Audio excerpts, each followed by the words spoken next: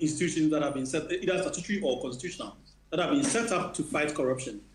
I believe that all of us will come to the same conclusion that after 35 years of setting up these institutions, we've never seen the actual benefits there. And so the OSP coming into this, in fact, I think it's easier to even mention the Attorney General's office, which has been woefully inept in the fight against corruption. And so the OSP coming on board, coming on upstream, is one of the most important things that we have done. And so if we do not take a holistic view of how to handle the issue of the OSP, we may be doing all of ourselves a huge disservice by literally throwing in the towel on the fight against corruption. All of us will suffer ultimately.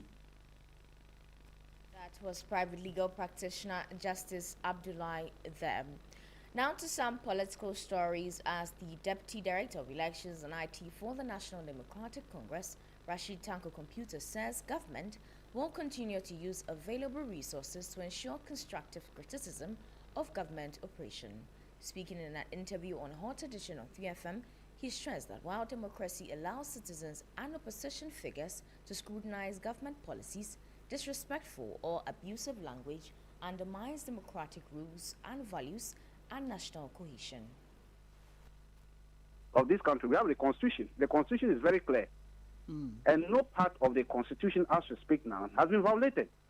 Even if we go and read Chapter 5 of this in Article 12.1 of Chapter 5, which talk about fundamental human rights and freedom. You tell me, whose freedom or whose human rights has been violated here? The very court that is supposed to uphold the human rights and then the freedoms that we are all enjoying, they are attacking the court. Right. They are attacking the court. They've used it today. The court has been turned to their punching bag. The judiciary, that's what they are doing.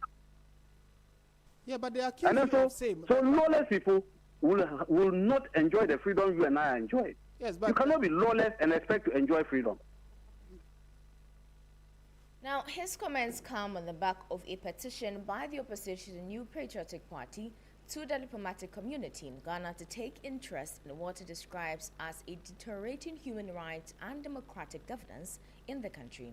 Presenting a petition to the Dean of Diplomatic Corps in Ghana, the Ambassador of the Kingdom of Morocco to Ghana, Imani, the party accused government of criminalizing dissenting, weaponizing state institutions, and using security agencies to target opposition voices. Let's take a listen to the national organizer for the NPP, Harry Nana Boache. The Ghanaian people are increasingly witnessing a deliberate and systematic weaponization of state institutions against political opponents, journalists, social media commentators, and dissenting voices. The emerging pattern of intimidation, arbitrary arrests, selective prosecutions, politically motivated detentions, and suppression of free speech bears disturbing resemblance to the dark and painful periods of Ghana's political history, commonly remembered as the culture of silence. The most disturbing feature of the present administration is the gradual resurrection of criminal libel and state-sponsored censorship. And that was the NPP's national organizer, Henry Nana Boache there. Now, away from that, graduates of schools of hygiene are demanding the immediate closure of all three institutions in Accra, Ho, and Tamale, following the delay in postings of batches since 2021. Licensed by the Allied Health Professional Council, the environmental health officers and assistants laments that they have been surviving on the benevolence of family and friends. My colleague George Queenan has the rest of the story. The graduates lamented that since 2021, none of the batches from the schools of hygiene have been posted. They say they've staged several protests to press home their demands, but to no avail. This marks the fourth protest at the premises of the Ministry of Local Government, Chieftaincy and Religious Affairs as they call on government to intervene.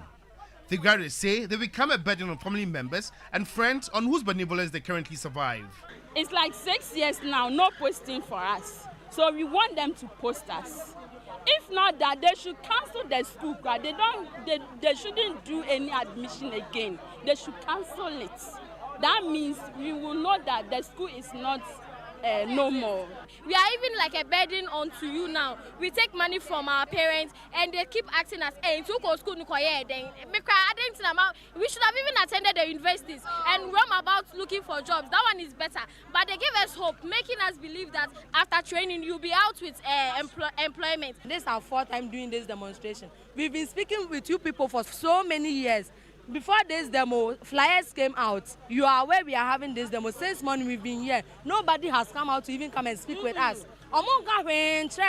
They insist they'll not leave until the ministry engages them. The day they told you should postpone the demonstration, when you were coming today, is Haruna aware that you were coming here today? Honorable Haruna never picks our call again. Honorable Haruna never picks our call again. He gave his number to the General Secretary to be calling him, but till date, he has never picked the General Secretary's call again. The situation became chaotic when tempers fled and protesters could no longer contain their frustration.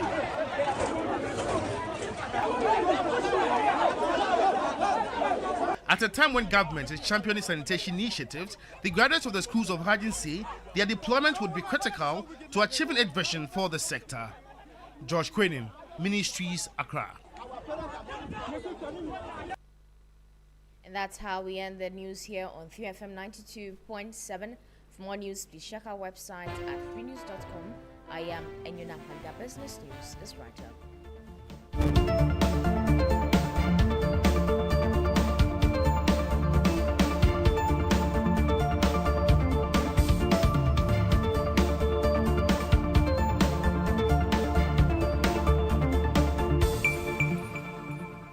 Follow us on social media, Twitter at 3FM927, Facebook at 3FM927, and also on 3news.com.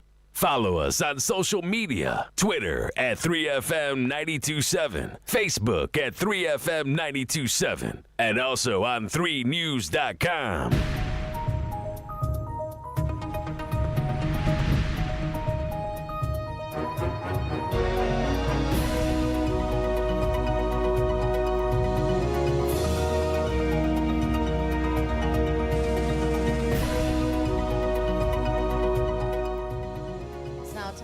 Business News on Sunrise 3FM 92.7.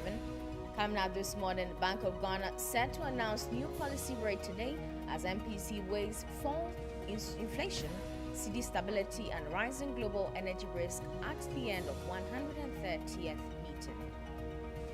So far, early indications point to a re-acceleration of headline inflation in several advanced and emerging market economies, prompting several central banks that have commenced easing cycles to pause. Meanwhile, finance and tax analysts project the Bank of Ghana to hold policy rate at 14% amid the global trends. We expect the central bank not to cut, not to hike, but rather maintain the policy rate at 14%. Much later in this bulletin, Dubai Chamber leads 19 company trade missions to Accra, Ghana, as Dubai non-oil trade surges 60% to 39.6 billion dirhams. Details of our headlines and other stories, please stay with us.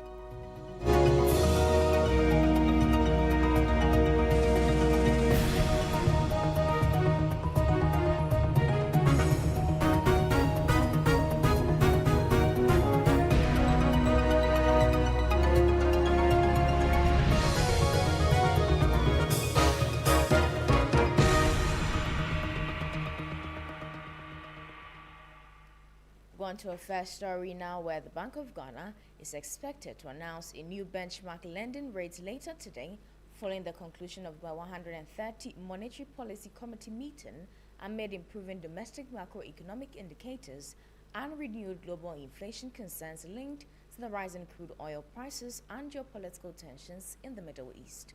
There's more in the following report. The monetary policy decision comes at a time when Ghana's macroeconomic indicators continue to show signs of improvement, with inflation falling sharply in recent months, the cedi remaining relatively stable, and the country recording strong reserve growth and an improved current account position. The current policy rate stands at 14%, while inflation is hovering around 3.4%, raising expectations among some analysts for a possible further cut to support private sector credit and economic growth. However, the central bank is also facing renewed risks from rising global energy prices and escalating tensions in the Middle East, which Governor Dr. Johnson Esiama says could put pressure on inflation and Ghana's foreign exchange reserves. So far, early indications point to a re-acceleration of headline inflation in several advanced and emerging market economies, prompting several central banks that had commenced easing cycles to pause or even to reverse course. So for a commodity exporting, energy importing economy such as ours, Ghana, the transmission channels of this external shock are multiple and material. The Monetary Policy Committee is expected to balance these competing risks as it announces its latest rate decision later today, a move closely watched by investors, businesses, and the financial markets. Meanwhile, according to finance and tax analysts, the Bank of Ghana is widely expected to maintain its monetary policy rate at 14% in its upcoming meeting. Nelson Kujo Kwagbaji's projection comes as the central bank balances the critical dual priorities of price stability and economic growth. The forecast follows recent data showing that Ghana's inflation nudged up to 3.4% in April. Locally, lending rates continue to hover between 19.5% and 20%, while the Ghana reference rate stands slightly above 10%. Let's take a listen. The European Central Bank held the policy rate at 2% on April 30th, and that is actually the fifth consecutive hold. The Fed in the US also held at 3.50 to about 3.75% on April 29th. The Bank of England is also holding with UK inflation above target. The Bank of Japan is the only major central bank, I would say, that is actively moving, tightening towards 1% by year end. And so we expect the Bank of Ghana to factor all this trend by the global central bank into consideration when determining the policy rate for the next few months. I mean, the Bank of Ghana will certainly consider the balance between price stability and, of course, growth. And so we believe that there is still more room to contain inflationary pressures. I mean, lending rate hovers around 19.5% to about 20%, with the Ghana reference rate a little over 10%. And so, given all this background, we expect the central bank not to cut, not to hike, but rather maintain the policy rate at 14%. And that was finance and tax expert Nelson Kujo Kwagbaji there. Now, still on the central bank, the first Deputy Governor of the Bank of Ghana, Dr. Zakari Mumuni, has warned that the weak local implementation of poor operational framework could threaten the stability and integrity of Ghana's financial market. Speaking at a market training workshop on repo guidelines, he indicated that the need for stronger local certainty and risk management standards as Ghana's financial markets continue to expand. There's more in the following 3 Business report. The first Deputy Governor of the Bank of Ghana, Dr. Zakari Mumuni, says Ghana's growing financial markets must be supported by strong legal frameworks, operational discipline, and strong risk culture to ensure long-term stability.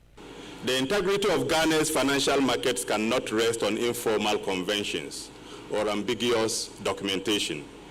It must rest on legally enforceable agreements, operationally sound processes, and professionals who understand precisely what they have signed. Addressing participants at a training workshop on repo market guidelines and financial market documentation, he noted that market activity alone is not enough to guarantee resilience. We will continue to work closely with market stakeholders to strengthen infrastructure, deepen liquidity, and align our standards with international best practice, adapted thoughtfully. Dr. Mumuni also stressed the importance of collaboration among treasury, legal, and risk management teams within financial institutions to ensure sound financial transactions and operational readiness. Now It's now time to look at how the cedi is faring against major trading currencies and how some key commodities are also faring on the global market. On the interbank foreign exchange markets, the dollar is selling at 11 cedis 41 pesos. It recorded no change. The British pound is selling at 15 cedis 21 pesos. It lost 22 pesos. The euro is selling at 13 cedis 27 pesos. It also lost 10 pesos. However, be guided that these figures could be higher at a forex bureau near you. On the global commodities markets, Brent crude is trading at $109.26 per barrel. Gold is trading at $4,540.80 per ounce, down by $111.90. Cocoa is trading at $4,002 per ton, down by $187.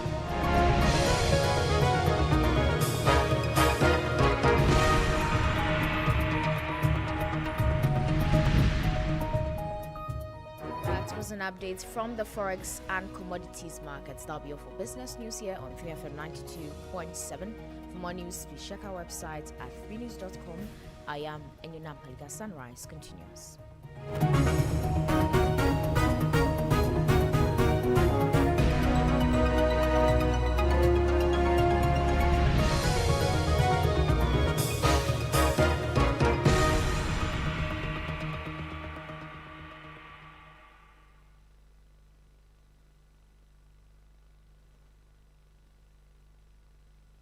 The best in the morning is on 92.7 Sunrise on 3FM.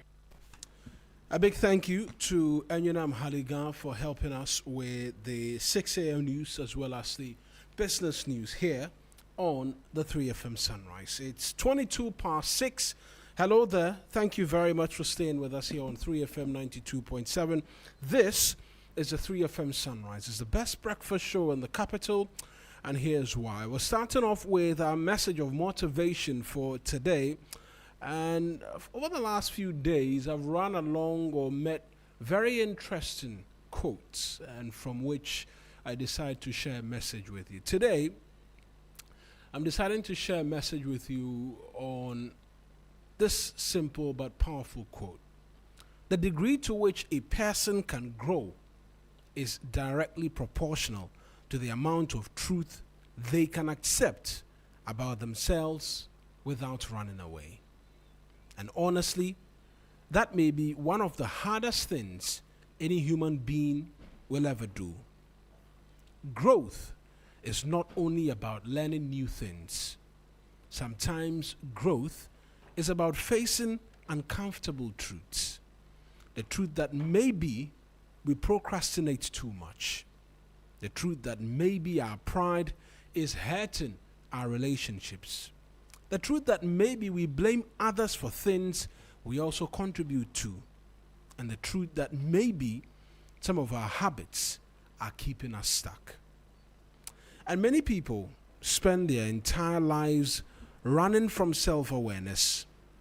It is easier to point fingers than to look inward.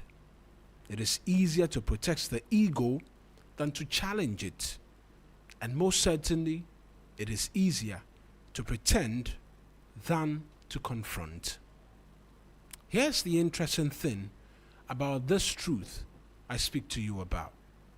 It may hurt your feelings for a moment, but it can heal your life for years. A mirror only becomes useful when we are willing to look into it honestly. And the strongest people are not those who believe they are perfect. The strongest people are those who can say, yes, I need to improve. I made mistakes. They are part of me still growing. Acceptance of this truth is not weakness. It is wisdom. The moment we stop running from the truth about ourselves is often the moment real transformation begins. And so this morning, let us not fear honest reflection. Let us not fear correction. and let us not fear growth. A tree cannot grow higher unless its roots first go deeper. And sometimes the deepest growth begins when we finally become brave enough to face ourselves honestly. This morning, may we receive the courage to grow without running away from who we truly are. And that is our message of motivation for the morning. It will set us nicely into the weather. And already a few clouds gathering here and there in the capital, anticipatory of a bit of rain as well throughout the morning. But according to the Ghana Meteorological Agency, they say that it will be mostly cloudy with patches of mist or fog over mountainous and forest areas this morning. A few coastal and inland places may also experience rain, and as the day progresses into the afternoon, breaks of sunshine are expected over most parts of the country.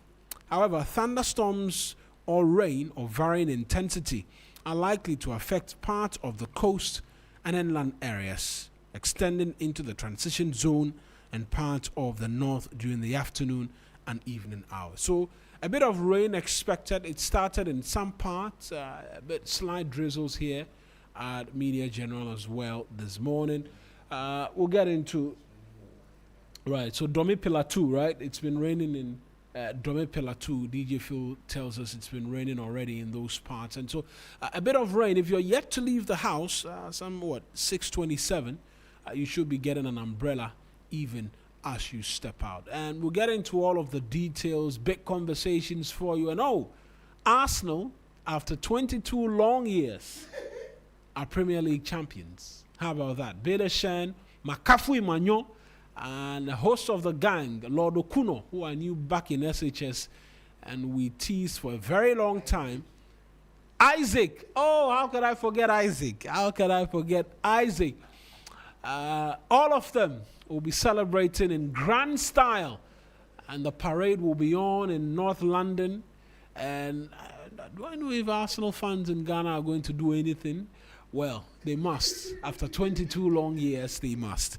And surely they will. It will set us nicely into songs of inspiration, kind courtesy DJ Phil, after which we're back with newspapers and a host of others for you here on the 3FM Sunrise. I am Mawuena, Egbeta, the rest of the gang lurking in and around the shadows. We get into music. We're back shortly.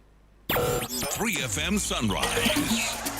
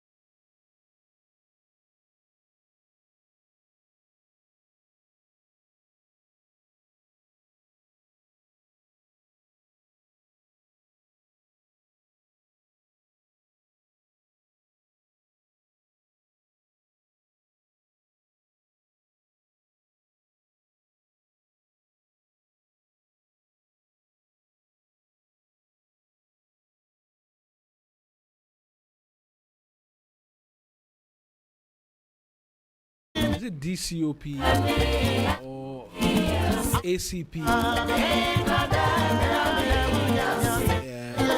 When this song came out, he was DSP, yeah. Kofi Sapong.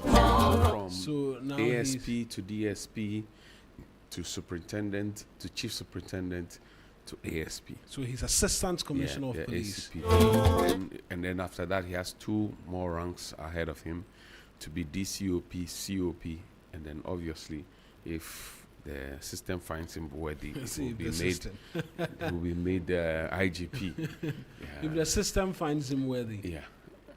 So I didn't put those so things assistant together. commissioner of police, deputy commissioner of police, Yes. and then commissioner of police. Fantastic. That is where half the that time is where everybody they pick. you pick. So like a major general, that's where they pick all the CDSs from. Like the fire officer, that's they pick where all the chief fire officers from. So you have to justify your inclusion. Absolutely.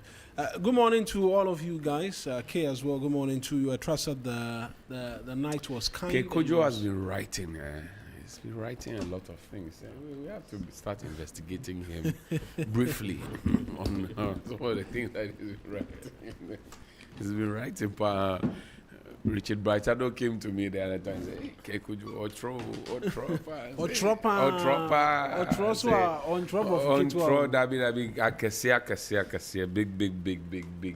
bigality. He writes bigalities. In Buko Manku's voice, yeah, bigality. Charlie, how are you, bro? Good morning. Good morning, Johnnie. Morning. Good morning, Mawuena. Yeah, good morning. We can't get into the newspapers because if I don't let Phil play the song, allow him to play. He's going to put me in trouble. So allow him to play. Let's get into the newspapers for you right now here on the 3FM Sunrise. 3FM Sunrise. Sunrise on 3FM. So 19 to the top of the hour. Somebody actually asked me, who is that your DJ? Really? He has authority too much on the show. Yeah. If he doesn't play, he wakes up. It's our DJ. It's our DJ. We love him. And he wakes up to come and play the music. Yeah, that's an important part of it. He will wake up at dawn to come and play music. And you say you will not let him play the music. They joke. Oh, we should let you start the song. No, replay the song. Replay the song. 3FM Sunrise. Let's get into the papers for you. A lot to talk about today. On social media, I've been seeing a lot of, I don't want to call it PR work, but a lot of people have been talking positive about gold fields. It's time to renew license, and so they've come around and they are seeking to convince the relevant authorities to help them do that.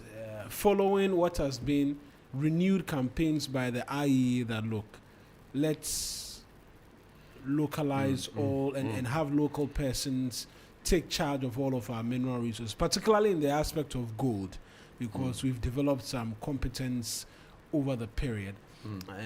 I think we were talking about this last week. The only reason I'm mentioning it again is I've seen a lot of influencers posting about the good work they've been doing and all of that, and so looks like the campaign is on for them to have their license. I will support a local participation any day, any time. Local participation any day, any time, because I don't think that we have really benefited from them in terms of how much and how we have benefited from them in any way. I would opt for a local participation, and that's my case. Matter close. Matter close indeed. That's okay. No, I'm not sure you want to recuse yourself, or you want to recuse yourself from this one. No, he has an opinion. I think I share the same sentiments with Johnnie. I mean, if you look at our mineral resources, it hasn't served us much as a nation. So I'm for localizing, nationalizing some of these mineral resources. But will it be sustainable? Will it be nationalized or privatized, then in a few years sold back to these same foreign interests. I think those are my concerns largely. Yeah. As in the local companies, what the participating interest would be possibly. Yes. That's a fair point. Yes. That's a fair point, because in fact it was one of the many things I read when the conversation started, that with the international partners who are here already, who own the lease, at least you know it's a foreign company. You're getting X amount in terms of taxes, X amount in this, X amount in that. But sometimes under the guise of local company, it's foreign interest completely being served. Exactly. And you grant them all of the waivers in terms of some of the corporate income tax at the threshold which you slap on foreign companies, and then in the end it will be foreigners enjoying the participatory people fronting for the locals. Yes, the locals fronting for multinationals and all of that. I wonder if that comes up in terms of investigations into what constitutes local participation, but most certainly it's an area that can be looked at, even as the conversations continue in relation to whether or not leases are renewed. But I want to start off the newspapers with the Daily Graphic this morning. They lead with VRA NEDCO staff reject privatization. Comes with a picture of the energy minister. This thing has been discussed thoroughly, where they say they are only leasing portions of distribution. Right. And I recall very well because I attended the news conference when the committee which was set up by government came forth with the recommendations, right? Recommendations for what sort of privatization. In fact, it was in 3 layers. At the end of the day, in terms of the conversations which we had, the government was of the view that distribution, if possibly, should be given to private persons so that they can take care of that. I am wondering where all of this has gone to, and we've returned to a rejection of privatization. But I'll get the story a lot later, and it's a news desk report. Also on the front page, mining sector delivers over 2 billion cedis royalties in first quarter of the year. Supreme Court permits CSOs to join suits challenging OSP, and Accra Fireside Dialogue. Experts, diplomats discuss structural barriers to Africa's global influence. On the back page, Black Stars need belief, not rebuilding. Assistant coach Desar is saying this. Roger Desar is an assistant coach to the Black Stars Queros, has been speaking, and that's the only story on the back page. 22 days to the FIFA World Cup. The countdown is on. The news center is what I have next. Damine Mine gold sales to Gold Board hits 224 kilograms in support of BOG's reserve accumulation. Gold Board's Director for Technical Affairs, Michael Ako, and Counsel for Jata Holdings, Bobby Banson, during the presentation ceremony as Ibrahim Mahama, alongside officials of Jata Holdings and Gold Board, look on. PCI to reduce financial dependence on IMF. That's according to the BOG Governor, Dr. Isiama. Supreme Court allows 14 CSOs to join OSP legal battle. And Africa Prosperity Network calls for Africa-wide mobile money interoperability. NPP petitions diplomat on threats to free speech. Yesterday, they presented a petition to the Dean of the Diplomatic Press Corps. Oh, no, rather, it's a rep, not the Dean, it's a rep. On the back page, that Damine story is all there. It takes over the back page of the news center. The Daily Post, First Lady Lordina Mahama recognized by MEC Foundation for her impactful programs.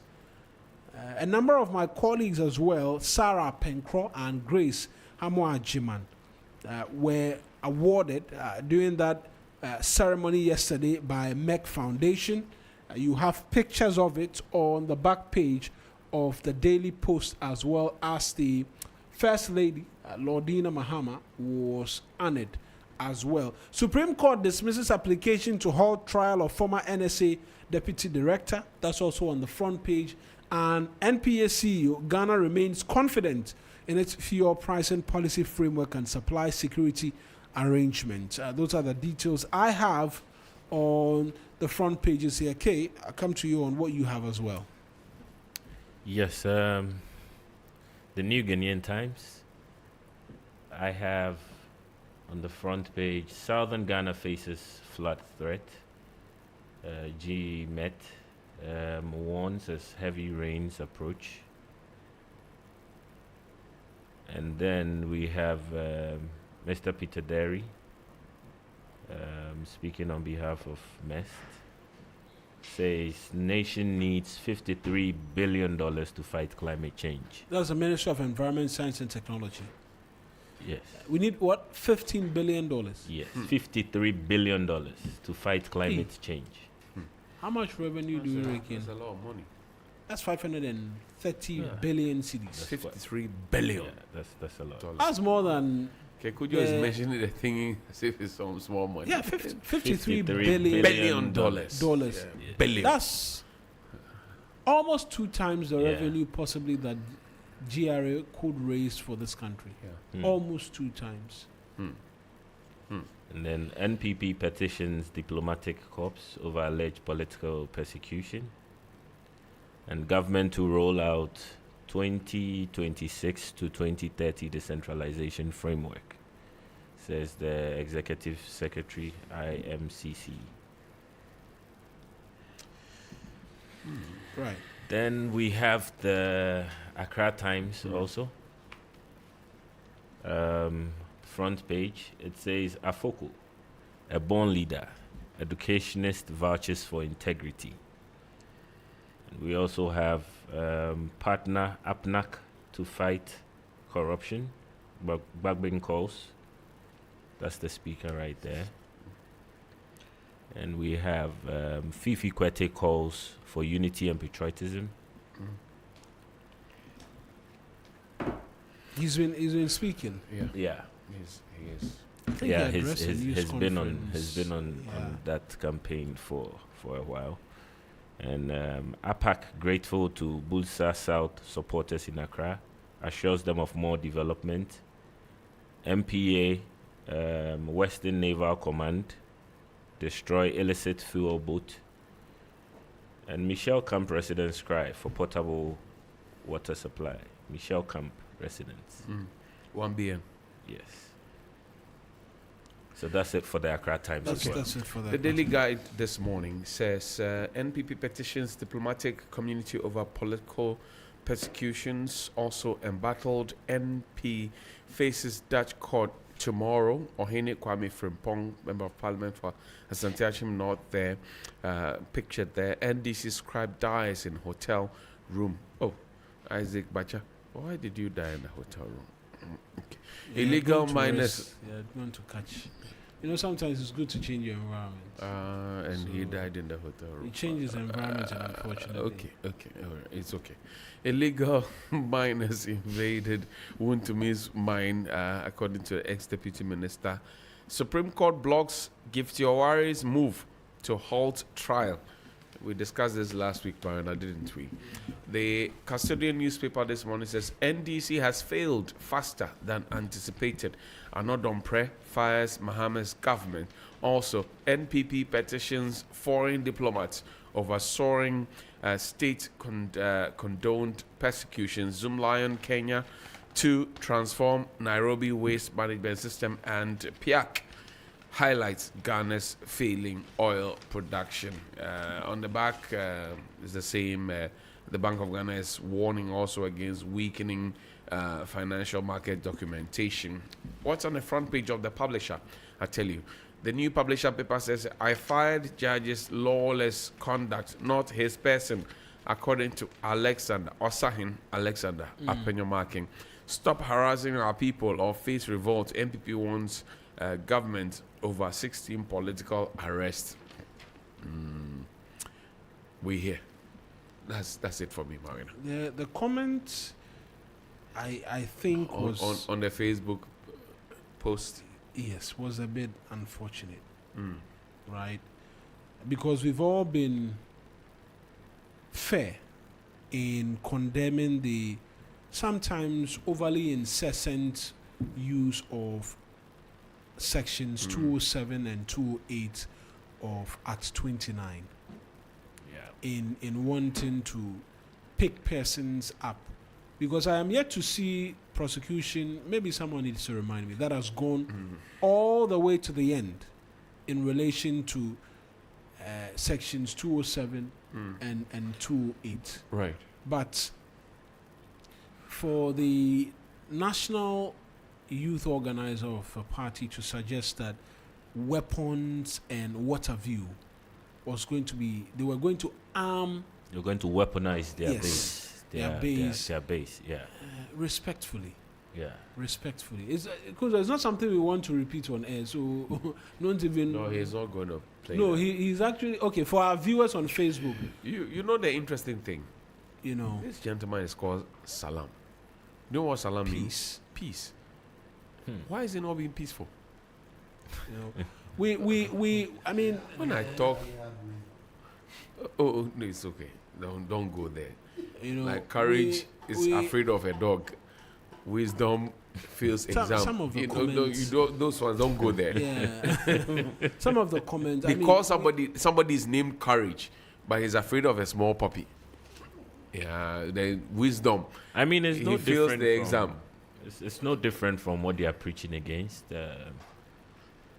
Because you can solve your problems with the same mindset that created them. We can hear from Nana B on exactly what his concerns are, but I believe the comment about weaponizing the base respectfully is not one that we want to be a part of. It's not one that we want to be a part of at all. We are increasingly working to move our politics from weaponization, conflict to a contest of ideas. Yes. You know, and so yes, granted, you have a fair point in the concern that some of the arrests, and we sit around this table and say, and the rule of law should always be prominent. Some of the arrests, respectfully, it won't go anywhere, and we've prayed the Attorney General that, I mean, have supervision over the police's incessant desire to want to just pick up anybody over claims of offensive conduct to the breach of peace and statements to the breach of peace, fear and panic and all of that. By all means, let us use the law when someone issues a threat or says something which causes fear and panic, which we all can realize that this thing, the person was misbehaving. By all means, but some of the arrests, misdemeanors, leave them be and let us make headway in terms of conversations which will move us forward. But whilst we are saying that, it also doesn't give you the impetus to come and be telling us that you weaponize your base. I'm sorry, but nobody should allow comments like that enjoy media play. Exactly. You have to, the moment the person says, stop playing it on the airwaves, because we are seeking a contest of ideas. Let's hear what people. Yes, you are raising legitimate concerns, but don't be telling us you'll be weaponizing your base and making the country ungovernable and all of that. No, civil protests, yes, by all means engage that. But weapons and weaponizing. It's a very reckless statement he made. I'm sorry. I'm hoping the leadership of the party will do something about it, because if you have party folks representing the vast majority of the party speaking carelessly in this manner, it's alarming. We enjoy a lot of peace as a country. We have transitioned from military interventions to a peaceful democratic dispensation that has allowed several changes in government, and I don't think we want to allow ourselves as a country to be weaponized against the interests of our very own selves. It's a reckless statement that must be. But by all means, but let's take a listen in to the party's leadership when they met a rep of the diplomatic community in presenting what it is their petition and the concerns they had to raise. The Ghanaian people are increasingly witnessing a deliberate and systematic weaponization of state institutions against political opponents, journalists, social media commentators, and dissenting voices. The emerging pattern of intimidation, arbitrary arrests, selective prosecutions, politically motivated detentions, and suppression of free speech bears disturbing resemblance to the dark and painful periods of Ghana's political history, commonly remembered as the culture of silence. The most disturbing feature of the present administration is the gradual resurrection of criminal libel and state-sponsored censorship. The abuse of state security agencies for partisan political purpose has become deeply entrenched.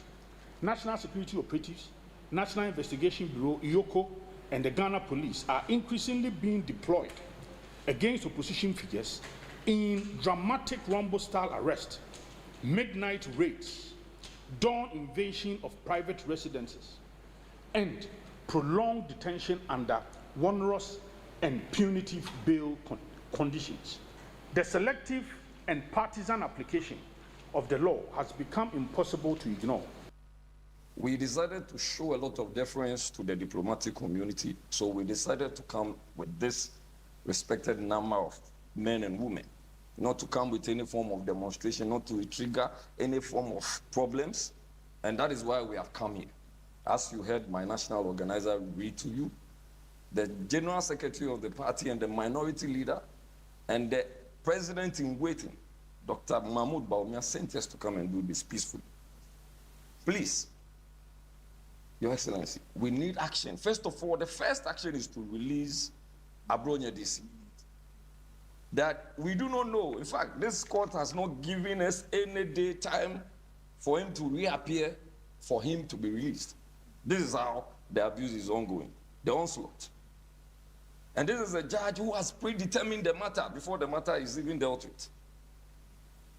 Your Excellency, the history of all hitherto existing in society is the history of class struggle.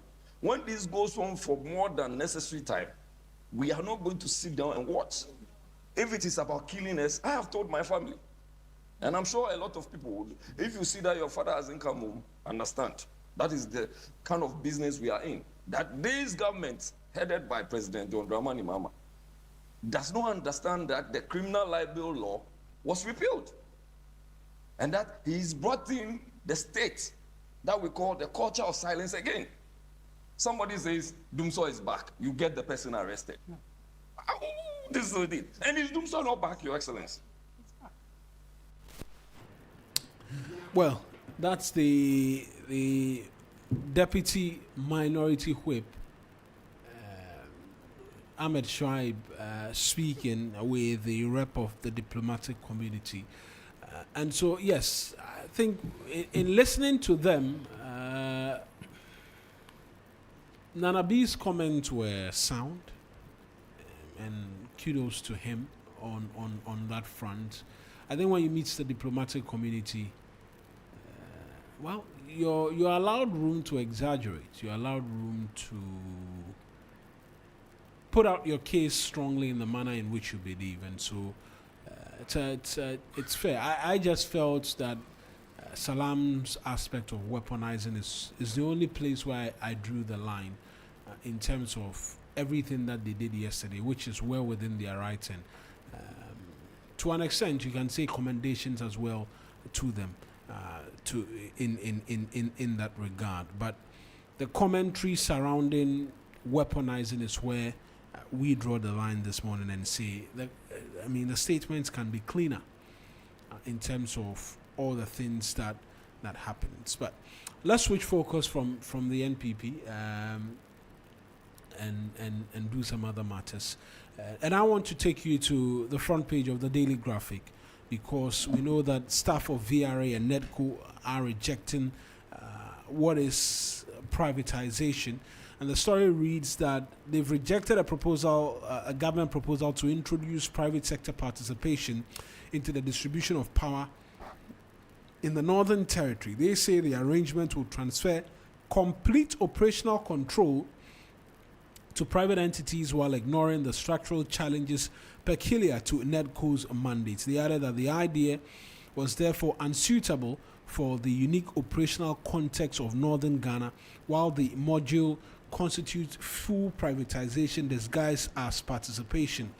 The worker groups question, for instance, the future of NEDCO staff when the private sector participation arrangement will potentially keep them idle for the large part of the engagement with the company. In a communication dated the 25th of March, addressed to the Minister of Energy and Green Transition, a copy of which Daily Graphic has seen, the VRA NEDCO staff group said they arrived at their conclusion after thorough examination of the guiding framework of the intended PSP arrangement. So, the staff of VRA and NEDCO, particularly NEDCO, is responsible for distribution of energy in the northern part of the country, say the framework in which the private sector participation has been put suggests that they could be idle after private sector participation comes through. And that is the area of concern for them, is the reason why they say they are against private sector participation, Kay. Yes. In fact, one would think most of these engagements would be discussed extensively, even with the stakeholders. But was that done? You know, we seem to have a lot of ideas on how to manage some of these problems, whilst forgetting the approach. You know, sometimes you can have very good ideas, but the approach. We have often failed to do proper stakeholder engagement to help people understand the why, so their position can be more informed. I think that's my 2 cents on the matter. Yeah, and perhaps we also need a bit more in terms of education as well as to where we stand on the entire process for privatization. It will be a good time to perhaps speak to the spokesperson for the Energy Ministry as well, Richmond Roxon, to understand, one, the concern being raised by staff of VRA and NEDCO, and then two as well, where we are, because we know that this has been coming in the long run. And even if we're going to go ahead, because one of the many concerns in the lead up to the entire conversation was the fact that revenue generation was not being done well enough. I know, based on the little data that we've seen, ECG has been able to improve upon revenue generation. Does this change the mind of government in terms of wanting distribution to be handled by a private sector player? Will also be interesting. Will be interesting to see and note as well. And so these and more perhaps are the other aspects of the conversation which we can look at. Yes. In terms of private sector participation, because it came up. We saw PDS, what have you. PDS has become the subject matter of investigations now under this administration. Persons have been invited and all of that. And so it's understandable when there is cold feet as to private sector participation and whether or not it is necessary. Yeah. And I can understand why the respective workers at these institutions will have concerns as to how it should proceed going forward. But the government appears determined and believe that will help in restoring a bit more in terms of not just confidence, but also deal with long-standing issues of debts within the energy sector. And so we'll see where we are. But I get the indication we cannot reach Richmond Roxon just as yet this morning for a bit more in relation to that. But I'm sure as and when we get him, we can bring additional aspects in relation to that subject matter. But speaking on that subject, good morning to Samuel Fletcher, Deputy CEO, VRA. In fact, we would like to hear your opinion on some of these issues. Yeah. You should share a few thoughts. Yeah, you should pick up the phone and he's a good writer. It would be good even if he calls in to share a few thoughts here and there. But I think he has proven to be a discerning leader who has shared quite a few ideas about the industry and some positive changes, sustainable changes for the industry. So it'll be good to hear him, his opinions on this matter. We would like to hear from him. Yeah. Right. We know as well of the many things that have been happening in the court. Yesterday, the Supreme Court allowed 14 CSOs to join that challenge of, is it fair to call it a challenge? It's a prosecutorial powers. Yes. Of the OSP. Yes. I don't think it was in doubt they being allowed to be a party to the suit.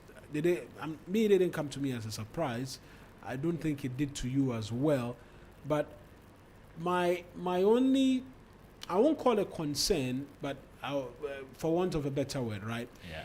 Concern nonetheless is what this means for ongoing cases being pursued by the OSP. Yes. Because in all of the cases, they've had to put a halt on it, pending a determination of some sort of this matter, and the OSP's challenge of that High Court ruling which said he does not have prosecutorial powers. Yes. The AG should authorize him to prosecute. That has left a gap of some sort on all the cases being prosecuted by the OSP. Yeah. And in my mind, that should also be of concern to the justices, the Lord Justices of the Supreme Court, so as not to delay. When that happens, we will have to revisit old cases, old cases that have been closed, because then it would mean they did not have the power to investigate, prosecute at all. I think for the 14 CSOs defending the Office of the Special Prosecutor, including my very own Imani, it's as a result of the OSP not even being in the capacity to defend itself. Unfortunately, they cannot defend themselves. So these 14 CSOs have been up to the task, led by very renowned lawyers, sharp legal brains. Yeah. And we are hoping that the Supreme Court justices will interpret it in accordance with the law.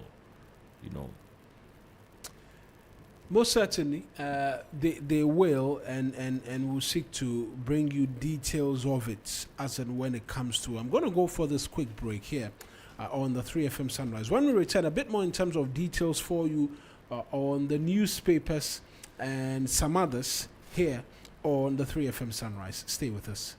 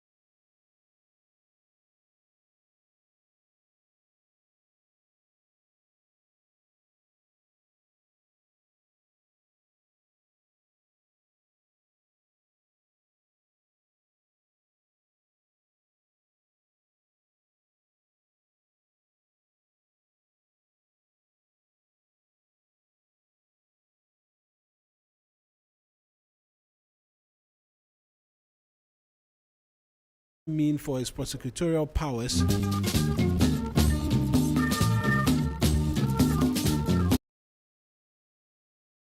Public Accounts Committee has been sitting, and quite some development from there yesterday as well in relation to some monies and what have you going amiss in all of the conversations.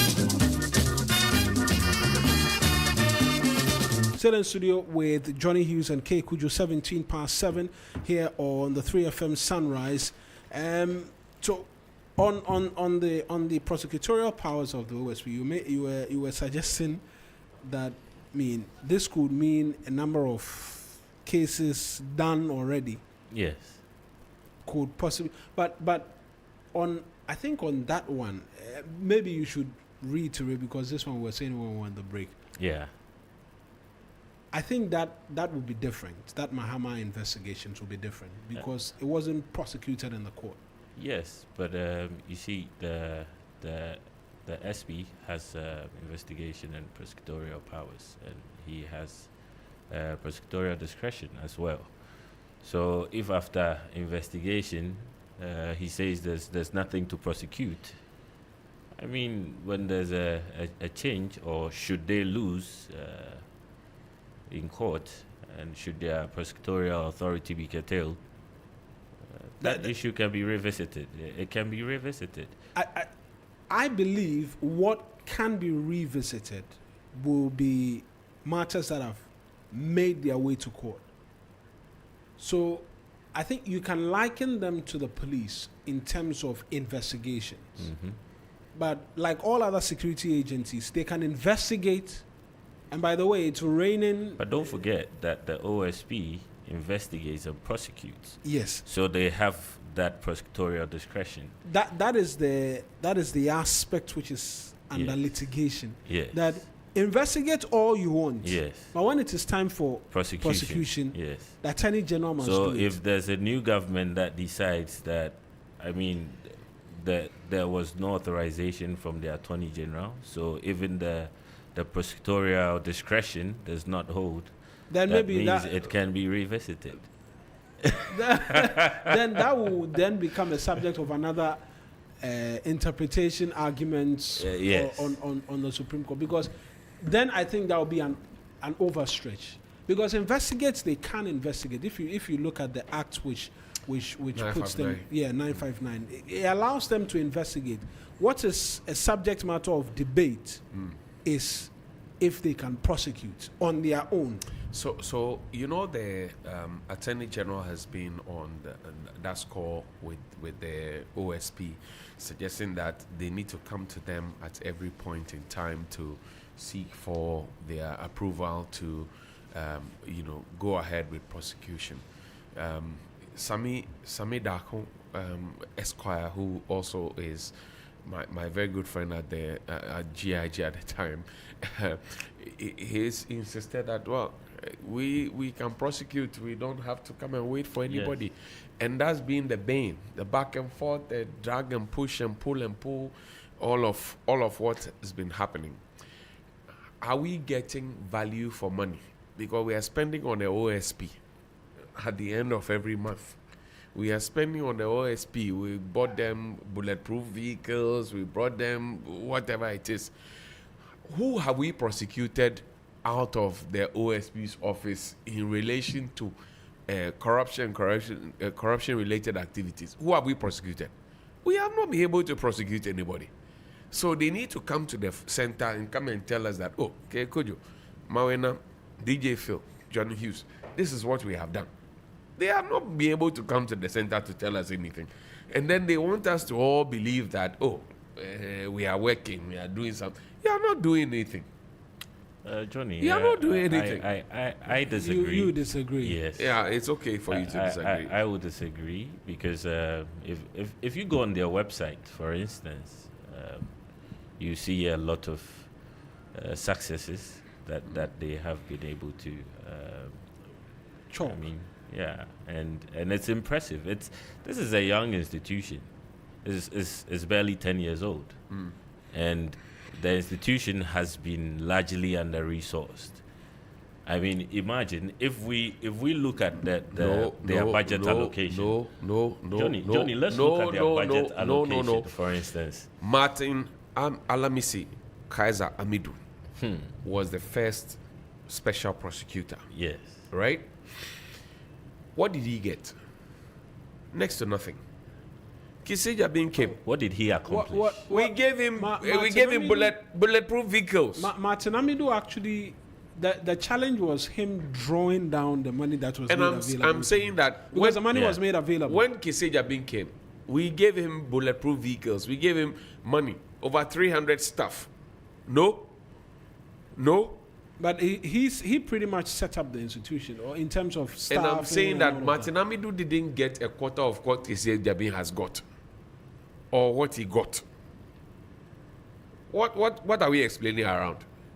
We bought bulletproof vehicles for him. Paul Adumatri has been on Kiseja Bin's case for damn too long. But Johnnie, who have we prosecuted under the watch of the OSP? Tell me. But sometimes it's not just the prosecution. It's not just getting a conviction. You are investigating the prevention, corruption-related activities. The prevention itself is also important. You see, and I like to speak to the fact that this is a young institution. If we look at the cost of corruption to this country, and we look at the budget allocated to the institution fighting corruption, that's why we have ECG officers doing what they do. That's why we have public servants doing what they do in their public offices. You see, but this is an anti-corruption institution. Let's look at the budget allocated them judiciously. Let's look at their day-to-day. They published their half-yearly report. I got the opportunity to scrutinize it. And I think we are not being fair to them if we say they haven't done enough. They are still working. I think they can improve. I think there are aspects of their operations that needs a lot of reforms. But to dismiss completely that because they have not successfully convicted anybody. But could that also be what Johnnie is the bad cop? I want to be the good cop. Be the good cop. Me, it's my money that I'm looking at. I'm looking at my money. Value for money. I'm saying that the OSP was set up for a reason. Prevention is part of that reason. Prevention is better than kiosk. That's what we have been told. That's one. Number two, we have also been told that they are supposed to be investigating corruption and corruption risk assessment. How is the FBI able to come into our country and come and point out that, we think that you have been, and they cannot do that? How? No, How? No, don't explain for them. No, if you explain for them, I'll put you on the black bench. Because when it came to the Cecilia Dapa matter and it bordered on money laundering. What happened? Money laundering. What happened? Money laundering is not the reason of the OSP. and so they had to hand it over corruption to and corruption-related activities. What happened in the Cecilia Dapa matter? What happened? No, after their own investigations, they said it was a subject matter of money laundering. Yeah. And what happened? Is that not corruption and corruption-related activities? What happened? You have read the act. Yes, what happened? We've read the act a number of times. What happened in that Cecilia Dapa matter? They handed it over to Yoku. But it's not enough to judge an entire institution based on a single case. I'm saying that, Kekujo. I'm saying that since we decided to look, maybe we have not paid attention to what was said to us prior to the 2016 election. We were told that, this special prosecutor, when he comes, if Kekujo goes to steal Gary, we'll catch him, we'll put him inside. We were told all of those things. Yes. Has anybody been arrested or jailed because of what they did? No. So what are we talking about? What are we talking about? Think, even the Nanado himself, who brought the OSP and we even composed the song for Oyome, Gagantua, Did we prosecute Oyome? there were many other people that we mentioned that, hey, man, they feel like Johnnie, man. What has happened to them? We didn't do anything to all those people. So how do you want to convince me that after having used my state funds to buy bulletproof vehicles for Kisejabin to be riding in, Bloby Kisejabin is my senior man, to be riding in, what has happened? Me neighbor. But Johnnie, then Johnnie, you know, it's a process. It's a process. After 9 years, not after 9 years. Let's not, narrow everything down to some of these nitty-gritties. Let's look at it extensively. Let's look at the prevention. Let's look at what the office stands for. Because of the establishment of this office, there was a lot of public confidence. A lot of Guineans believed that we had transitioned from a phase where, we have politically exposed persons or political appointees. In this case, the Attorney General prosecuting his own. We have seen how the OSP transitioned from the pre-election phase, the post-election phase, this new government, how it started with some of these cases. Some called the cases useless. Some called their cases useless. Others showed up with crowds, and so it's a process. And until the process is exhausted, we cannot be quick to dismiss that they have not performed. However, it's important that we see value. What is the scorecard, Kekujo? What is the scorecard, Mawuena? What is the scorecard? OSP scorecard. What is it? Giving us updates, holding press conferences, singing Ankwanuma song is not what we are looking for. This government promised us Operation Recover or Loot. Where is the loot? Who has looted it? And where is it? Who is holding on to it? And why are we not getting the people? That's all I'm asking. I'm not making anything out of, anything that has not been said before. They said Operation Recover or Loot. Okay, fine. Okay, let's go and vote for you. You come and recover the loot for you. Now, you have come. You are there. What is happening? You're not talking anything. OSP is there. Corruption risk. None of the oral cases were referred to the OSP. I'm not saying. And that's why I think civil society has been saying that it would have been prudent that the oral cases would have been there should have been a more collaborative between the effort. The OSP, Shiraj, Yoko, and the Attorney Generals. Let me shock you. I was taken to court by the former Immigration Service boss, right? OSP called me. They wanted some detail that he did not have. I gave them the detail. What has happened to that matter? The man is on retirement now. What has happened to that matter? I'm telling you that OSP... where am I feeding? Let me just keep quiet. Feel free and proceed. I won't feel free. It's subjudice. I won't feel free. But I'm saying that, look, we are paying money, we are paying staff.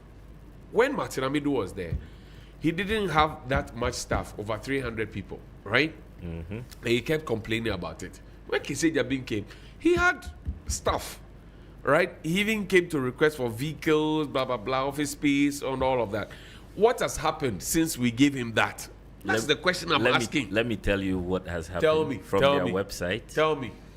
I don't think we'll even find the same information on the website of the Attorney General or say Yoko, But here I just Googled it and I found it. It's right here. And it says the impact the office has made. 7 convictions secured, 31 persons standing trial, 7 suspended transactions, 35.14 million Ghana cedis recovered, and 7.18 billion Ghana cedis loss averted.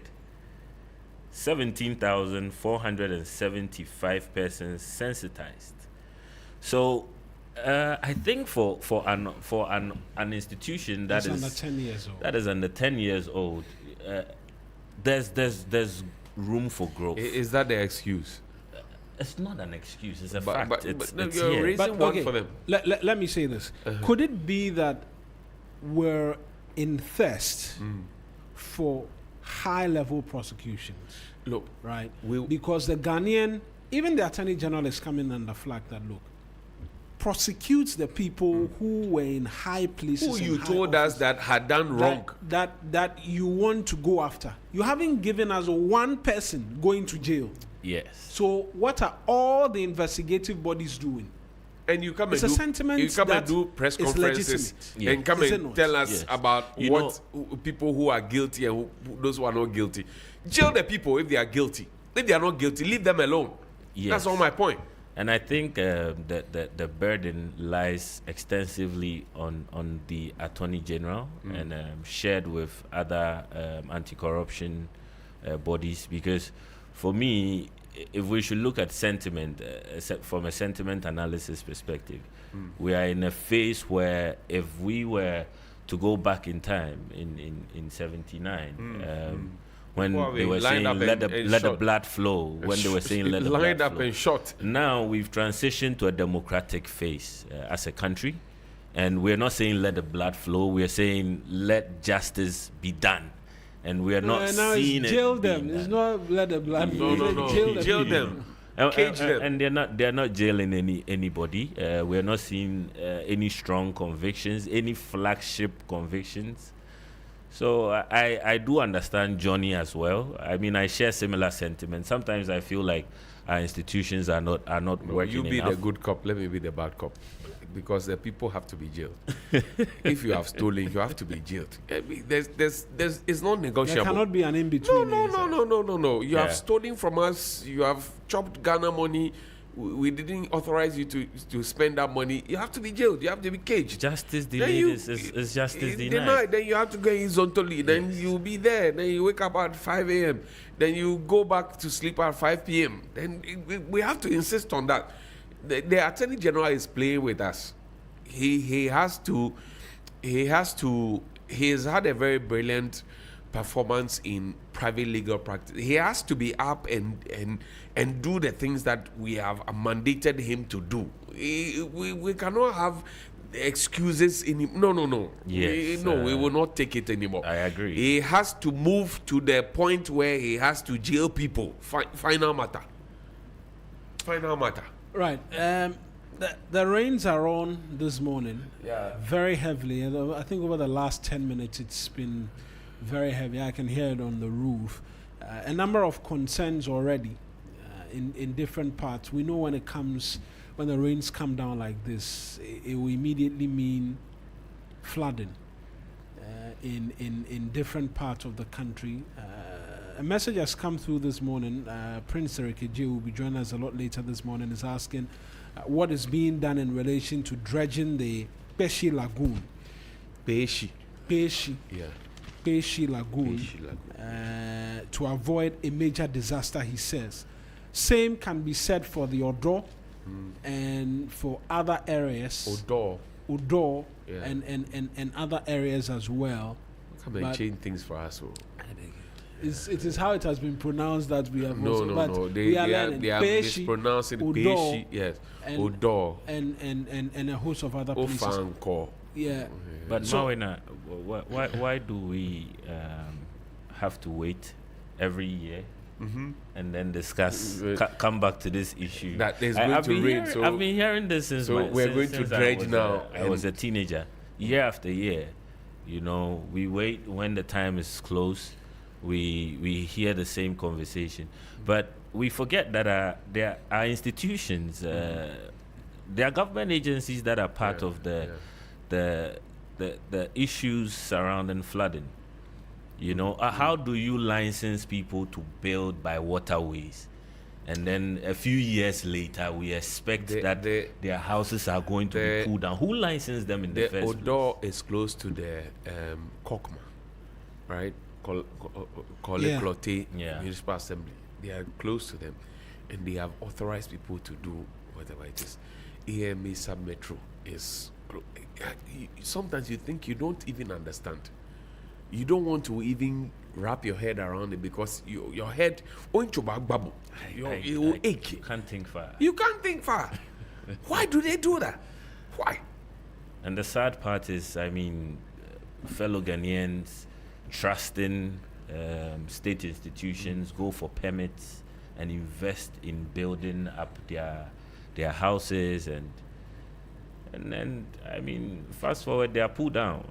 How is the ordinary Ghanaian who does not understand the technicalities of most of these things, navigate licensing to know that he's building in a waterway? So talking of Southern Ghana flood threats, like the New Ghanaian Times highlighted on their front page, I think this year we want to see something different. We want to, we don't just want to have the same conversation. There should be a reset. Something should as happen. well. We should reset that aspect of our livelihoods as a nation. Mawuena is wearing a three-piece suit. For persons who are using the roads and all of that this morning, we'll urge a bit more in terms of caution. Be slow in moving around. If you can wait out the rain. I think the last time, Johnny, you were sharing experiences as to how some persons' vehicles had been swept into gutters and all of that. And so if you can, wait out the rain this morning. A lot of people don't have patience when they are driving through the rain, and sometimes it's painful because you can clearly see that this guy is where he's going now. He will slide into the drain, but he's going anyway. And sometimes you give them horn, bam, bam, bam, bam, they won't mind you. Before you know it, they are in there. And now they are calling, I know, right? Today is also a good time to ask about that committee which was set up by the president. Or the disaster. Yes, to take care of ahead of flooding, to look at drainage and all of that. Now is the time to check their scorecard as well. Yes. And the work they've been able to do up until now, where we've been told the rains will be heavier this year than it's ever been. And over the last 15 plus minutes since we've been talking, it's been non-stop. I've been looking through the windows and the intensity has not changed. So it's actually free car wash for car owners. Did you park outside? Free car wash. You anticipated. So DJ Phil, myself, Kujo, we all parked outside. So we're getting free car wash. So it will be a good time for us to get an update from them as to what's happening in relation to the situation in helping prepare us for this season or this period, right? Yes, in fact, good morning to Honorable Stando. Yes, in fact, I was going to mention his name. He's chairing the operation. He's chairing that committee. He's chairing that committee. Chairing that committee. Other members include Anti-Flood Task Force. It's a seven-member task force. The Deputy Chief of Staff, right? In fact, the Minister for Works and Housing, Kenneth Gilbert J, is a part of that. The Minister for Local Government, Ahmed Ibrahim, is a part of that. Deputy Commissioner of Police and National Security Coordinator Abdul Osman Razak. He's COP now, right? Yeah. He's COP now. He was denied his promotion, but when they came, they gave it to him, and I think subsequently. And there are many others like that who did not get their promotion, but it is what it is. Yeah. Also, Teddy Addy, Deputy Director General of the National Disaster Management Organization. The Macho Man. Yes. The Macho Man, former MP. Yes. He's also a part of this 7-member committee. And Madame Marietta Brew appear upon legal counsel to the President and Secretary to the Task Force. Yes. There's 48 Engineers Regiment Commander, Brigadier General Richard Kinney. One step ahead. Yes. Also 48, one step, you say ahead. So yes, now will be a good time for us to ask the question. How far? So far, how far? Yeah. What is the level of work that's been done? Because the committee was set up ahead, right, to ensure that we do not have instances of disaster, floods taking over places and whatever. And they did some aerial view work as well. They went around. So some work was done. As to how it's transitioned into on the ground work for us to have a feel is what we're seeking to get details of today as well here on the show. And so we'll ask those questions for you, but we'll also entreat you to be mindful as you go out or on the road today. It's very, very important, very, very important that you take care of yourself as you're on the road. You're on the road today. Yes, asking of scorecard. A colleague just sent something in. Well, let's not assume they're not doing much. Says there's rapid response capacity is moderately strong. Public comms has improved. Engineering interventions too has improved. Enforcement against illegal structures has improved largely with a lot of negative sentiments. And long-term urban planning reform, although there's insufficient evidence, it has improved. Institutional accountability is still unclear, so that has improved as well. So just so that... and this is relative to what? NADMO? Yes, and the committee set up the anti-flood task force. So that's the level of work they've done. Yes. If you will kindly go over that for us again. But in Dansoma yesterday, it was flooding. It was flooding in Dansoma. Please tell your friend that it was flooding in Dansoma. No, I want him to go over the work that's I'm telling him what I saw yesterday. Yes. Dansoma yesterday flooded. I mean, if you go to Kaneshi right now, I've seen flooding. I've seen even you worse. see the video. So yes. So the English that we have been it's told. good when we hear some of these things. Oh so no, that it's we okay. can peruse further. I'm not against him, but I'm saying that yesterday I was in Dansoma, it flooded. Yes. And then Kaneshi, it flooded. So they're saying rapid response capacity is moderately strong. Moderately strong. Yes. Okay. All right. Public communications is stronger now. It's stronger, eh? Yes. So we're not told that Dansoma will be flooding. Engineering interventions, partial. They think it's too early to enforcement against illegal that's structures. That's why Dansoma flooded. Weak to moderate.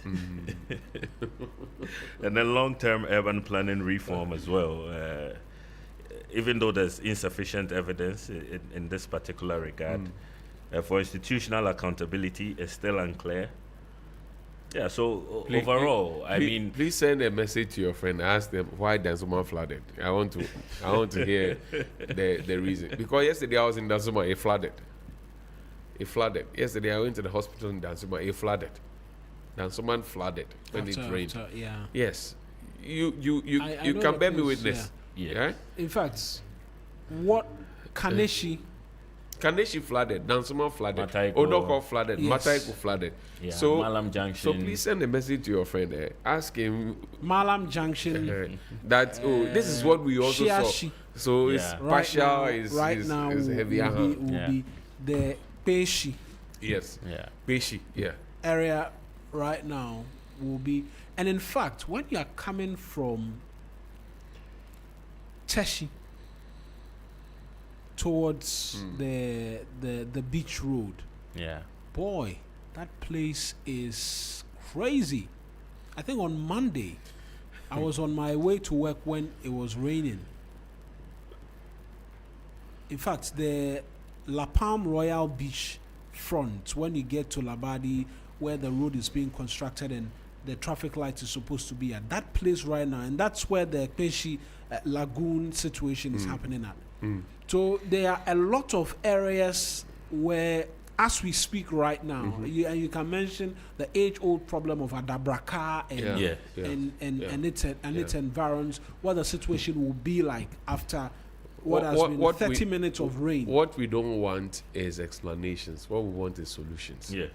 And we should be getting it. It's a moderate, partial. Too much English. No, we don't want that. We have enough adjectives to explain ourselves. What we want is actually the solution to the problem. Yeah.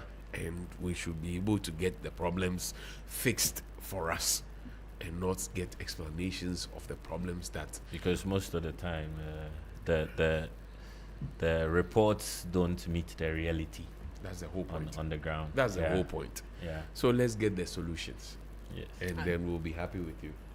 I thought that was on Facebook. For those on Facebook, the committee we've been talking about, the anti-flooding committee, the last time, I don't want to say we heard of them, but the last time their work was deliberately put out in the media, right? Because they could be doing work which they will decide it is not a subject of media consumption.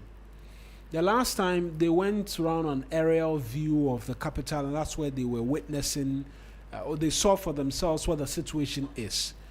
And so some of the shots there, for those on Facebook as well who are watching, but a number of you have been sharing messages as well in relation to the subject matter of conversation.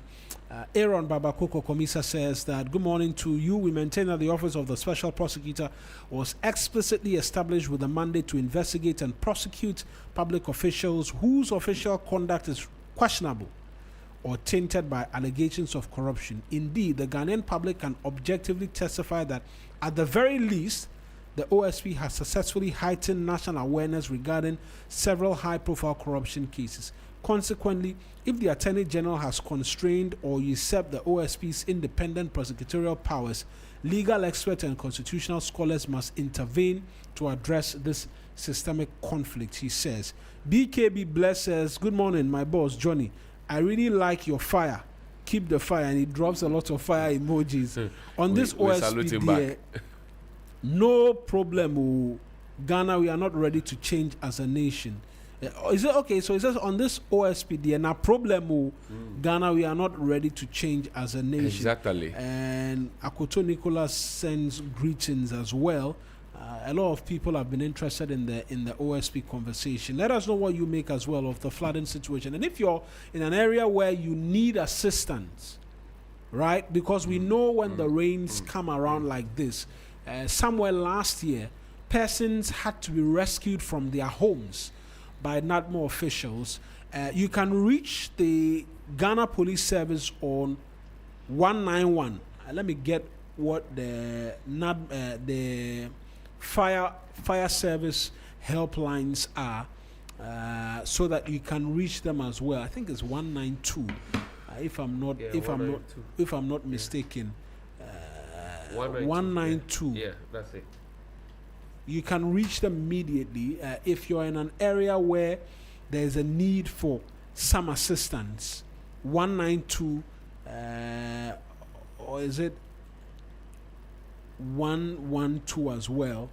I see is a number you can reach them on as well for emergency. So 112 is for the Ghana National Fire Service. If you're in an area where there's a need for emergency assistance, rescue, 112 is the number you should be calling if you're listening to us here on the 3FM Sunrise, as we begin to make our way for sports here on the show as well. And so a number of areas, I'm getting reports, for instance, in the town of Manhiana Fuaman, the flooding situation is beginning to get into people's homes. Manhia. Afuaman. Yes. Manhia is new town in Ghana. It's new town. And the water is getting there already. Yeah. What did your friend say? Oh. The moderates. What did your friend say? Plenty English, eh? Yes. I'm telling you, your friend, that we also stakeholders. We can see it from two different perspectives, Johnnie. No, I mean, you are a researcher. You will talk plenty English. It's okay. What did your friend say? Don't give us researcher English.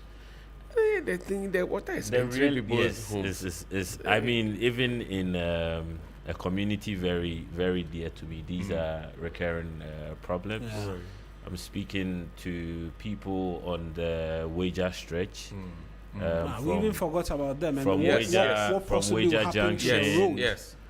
We spoke to the NADMO boss about that. Yes. And he admitted that they had gone there to do a couple of Sampa Valley residents. Yes, Sampa, Huni Valley barrier.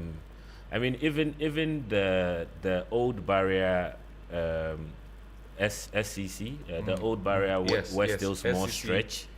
Where you branch off to the DVLA. Jonathan Shime. Jonathan ADB. Syme, yeah. ADB. Adambon Syme. Yes. That's my main man. Oh, yes. He promised me they were going to fix that road. Oh, relax. The bank said they were going to No, not the fund bank. it, or he the individual. No, he said he was going to Jonathan make sure Adambon Syme. that He's a good guy. It's going to be Last month we went to sorted bury his father. Yes. It was a good guy. He's a good guy. He's In always fact, been a good guy. I saw some temporary measures. I don't know if he was involved, but no, if Jonah tells you he will do something, he will do it. Yeah, it's but like Kujo. it hasn't improved. It's like much. Kujo. If he tells you he will do something, he will do it. Yeah. So Jonathan, I mean, I still haven't come by the bank because of the road. I know I met you at Melcom the other time, but yes. The road is serving as an existential I went threat. to the bank two days ago. 2 days ago? Yes, on Monday. Oh, okay. Relax. Okay. Relax. Because they need to help businesses along that stretch. But I've asked you about your friend, though. Your friend said it's moderate, is partial, blah blah blah. Tell him that we are telling him that it is entering people's homes at my here. Yes, Afuaman to be specific. So you see the wager dam. It's entering people's homes. My friend, you know yourself. You see, sometimes these reports don't reflect the reality on the ground. Let's not get people angry. We have evidence of the situation still ongoing. Houses are getting flooded, roads are getting flooded, and it's difficult for even drivers to navigate their way around town. It's affecting businesses. Imagine rushing someone to the hospital in this condition. A pregnant woman, for that matter. Yeah, it would be devastating. Yeah, the Fancourt area, so the major highway because the drainage system is poor, it gathers onto one side of the road. It pushes drivers to drive along one side. It will result in heavy vehicular traffic today. Taifa Junction, we understand as well. DJ Phil is speaking about he's speaking about his people. So yeah, for the people at Afuaman, I understand the situation has been quite dire. The last time it rained, it was very severe. And today as well, it's been raining. It rained. Yes. And then today's as well. And so it will only worsen their plight. And so Gan West Municipal Assembly, that falls directly within their even the Gas South, MC, good morning. White Cross, that vicinity, that Sampa Valley vicinity, White Cross, they've been complaining. For a they while. say, waterways have been given to Chinese people to occupy, and they are experiencing floods.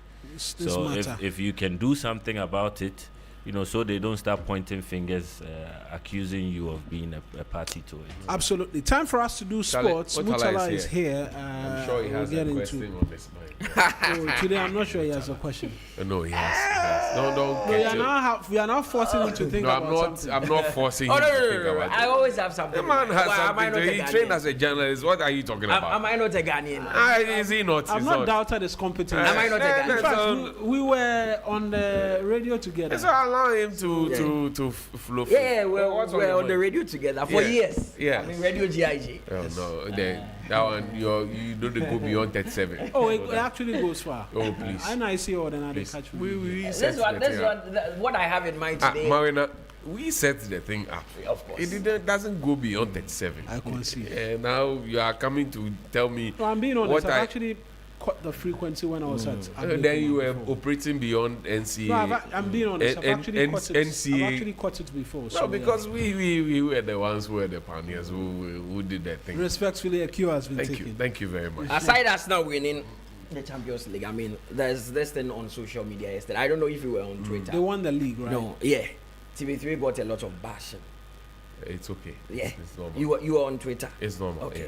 I'm on X. Yeah, it stems from the fact that they had brought Ajwati to interview her on the afternoon show, and I found out some lawmakers in this country also even joined the bandwagon that there are serious matters to be discussed. This is not the TV3 we grew up to watch, and why are TV3 deviating? Opinions are like roses. But Mutala, who determines media content? Yeah. We are the owners of this. It looks like that education hasn't really. No. Don't Don't it's not education. We have our network. We are holding it in trust for Ghanaians. So I saw one lawyer trying to explain. Oh no! And we details. decided that this lady will give us good content. What is your problem? What is your perturbation? Go and set up a TV station and privately broadcast what you want to broadcast. Go ahead. Why are we being? Your attacked? name even came up. That is why. A station that has the likes of Johnnie Hughes and you. They said I have done what? You guys are all watching. They were like, you guys are all watching on phone. And they say I've done what? I saw it. I saw Johnnie Hughes. I've done what? You guys are all watching on phone. Mawuena, me I've done what? I've done what? The concern was I don't know if you saw it on X. I saw it. They said what? I live on I X saw Scanty of half the time. KSS all coming to defend that. I mean, there are people. I mean, the point he made, right? And for anybody that I have done what? Oh no! I mean, they are just saying there's a community of reading men. So why should we allow? We should not allow this to happen because they feel you have a voice, so you should not even. You are one person. That's just a concern. But I think, for me, more often than not, I will not respond to some of these things. But I think. The comments are shared by Scanty, which you made reference to, pretty much answered everything. That the media, we do our work. And not every conversation, I will not even say not every conversation is important. That's not even the point I want to make. That the most important things, when you talk about it, receives the least traction in these parts. And so people are within their rights to want to believe that there are serious matters which have not been spoken about. We have been here. We'll be here till 10 a.m. We'll carry issues of national interest on our head. They won't listen. But another subject matter. Bring research exactly. Details. They won't listen. And so it's just a case of persons just, I mean, they are well within their rights to facts and figures. They won't listen to only the opinion must be informed to a certain extent. And I also feel it stems from the hate for the person who was interviewed, because there are people within her bracket who have been on that show. They were praised. Yeah. They were given all the praise. So it's but just, when it got to her, it's just a matter of uninformed. You know, last week I was not here. Yeah. I want Johnnie Hughes' honest answer on a subject. On what? On what exactly? I even wanted to get your number. On what exactly? I'm waiting for you. It had to do with the VGMA. VGMA, okay. There's this morality police on social media about Hajia for real appearing on stage. Okay. Now, I've seen lawyers try to, come up with debates and all that, okay, this is someone who was convicted of a crime in the US, and you have your biggest musical awards. You allow this person to come and present an award. And there's another school of thought that believes, but she's a free person now. So are you saying she shouldn't, if somebody has been convicted, the person has no right to be out there? Because others feel, okay, what are we proclaiming as Ghanaians? And I said I wanted your honest opinion. I am not a learning man. Yeah. I'm not a learned man. But as far as I know, she's been convicted, discharged, and she's a free citizen of the Republic of Ghana. Exactly. She is a musician. She's a socialite. She can appear where she wants to appear. Everybody can go and take a quick shower and go and sleep. She can be there when she has to be there. If the organizers of the TGMA think that she deserves to be on that platform for whatever reason to present an award or do whatever it is, so much it be. Yeah. But it is not in my place to say that she cannot be there. Everybody can take a quick shower and go and sleep.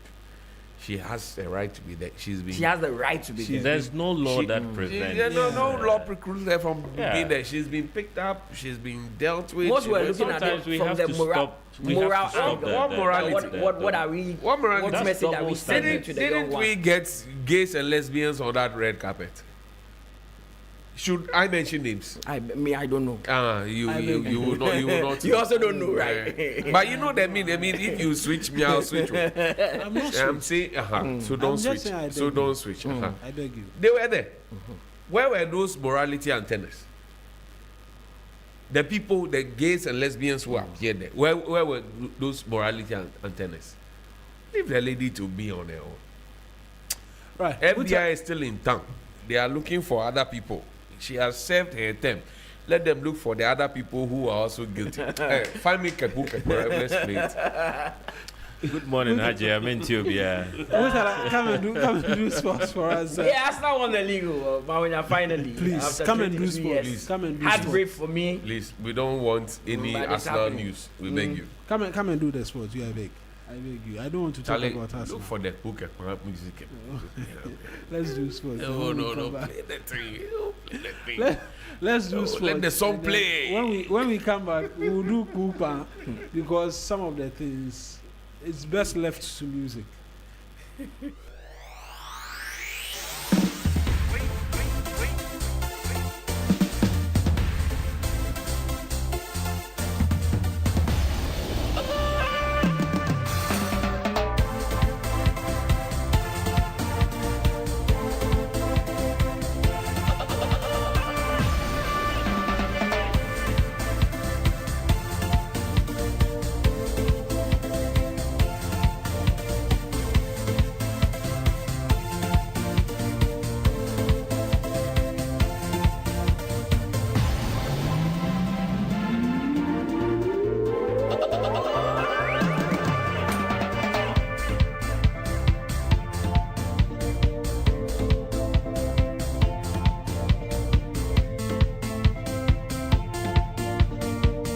Let's do some sports here on 3FM Sunrise. My name is Mutala Yakubu. Coming up this morning after 22 years, Arsenal finally break that curse and have won the English Premier League. Also, Minister for Sports and Recreation Kofi Adams has addressed the press ahead of Ghana's World Cup and says that we have learned our lessons from organization. Also, the Under-17 Africa Cup of Nations is ongoing, and Ghana must defeat South Africa at all costs to stand a chance of qualifying for the next stage.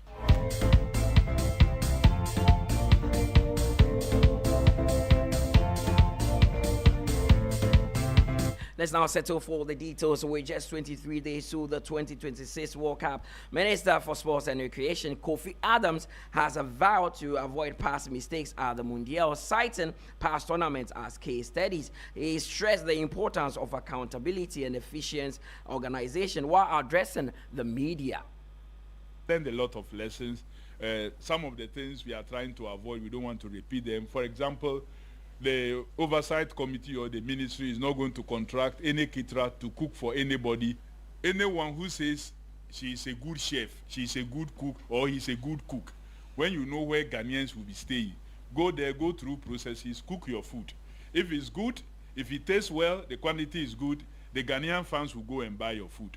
We are avoiding many of the areas, player benefits and the rest. We want to do it more earlier, much earlier than maybe is being done, to make sure that all these things don't generate any unnecessary situation. Minister for Sports and Recreation Kofi Adams are there. Now let's do the Africa Cup of Nations qualifier. Ghana has been pitted in Group C of the 2027 Africa Cup of Nations qualifiers alongside Somalia, Gambia, and Ivory Coast in what many have labeled as the group of death. My colleague Bill Shen provides more updates on this. Ghana has been placed in Group C of the 2027 AFCON qualifying draw alongside a 2023 AFCON champions Ivory Coast. There's also Somalia and then Gambia in that same group. Now remember that the top two in that particular group will qualify automatically to AFCON 2027, the Pamoja version of the AFCON. Remember also that Ghana did not qualify for the previous edition AFCON 2025, and that was the first time they failed to qualify for an AFCON in 2 decades. Now the whole qualifying phase will begin at the ending of September, beginning of October,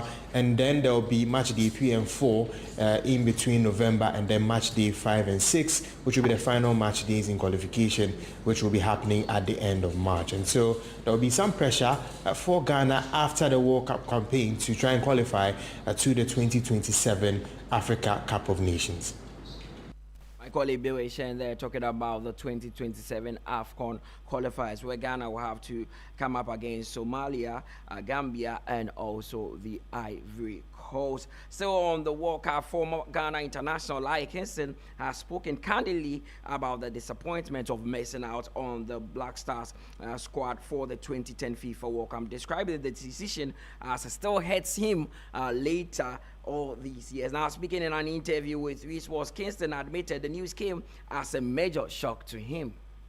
For me, what hurts me so much is I've been part of 2 World Cups. I've been very instrumental of 2 World Cups. So even, and it's not that when my time, that's 8 years. 8 years. It's not that I'm a bench player or maybe a club, a squad player. I was very instrumental and not even enjoying 1 minute in that competition. It's a huge blow for me. Like I said, they're talking about the disappointment of not being part of Ghana's World Cup squad for the 2010 edition. Now let's switch our attention to some athletics. We're following a disappointing outing the 2026 African Athletics Championship, where Joseph Paul Amoah missed out on medals in the individual 100 meters and 200 meter event. Ghana also did not win enough medals in here, especially with gold, but he was the team captain and he was here with us on a warm-up at TV3 and he spoke about his time in the competition. I'm always looking to do better. So it was bronze last time. I'm not going to set any expectation for myself. I just go into every race trying to execute and try to make just go round by round. If you don't get to the finals, you can't win a medal. Yeah. So I always go into every competition, try to take it 1 round at a time. And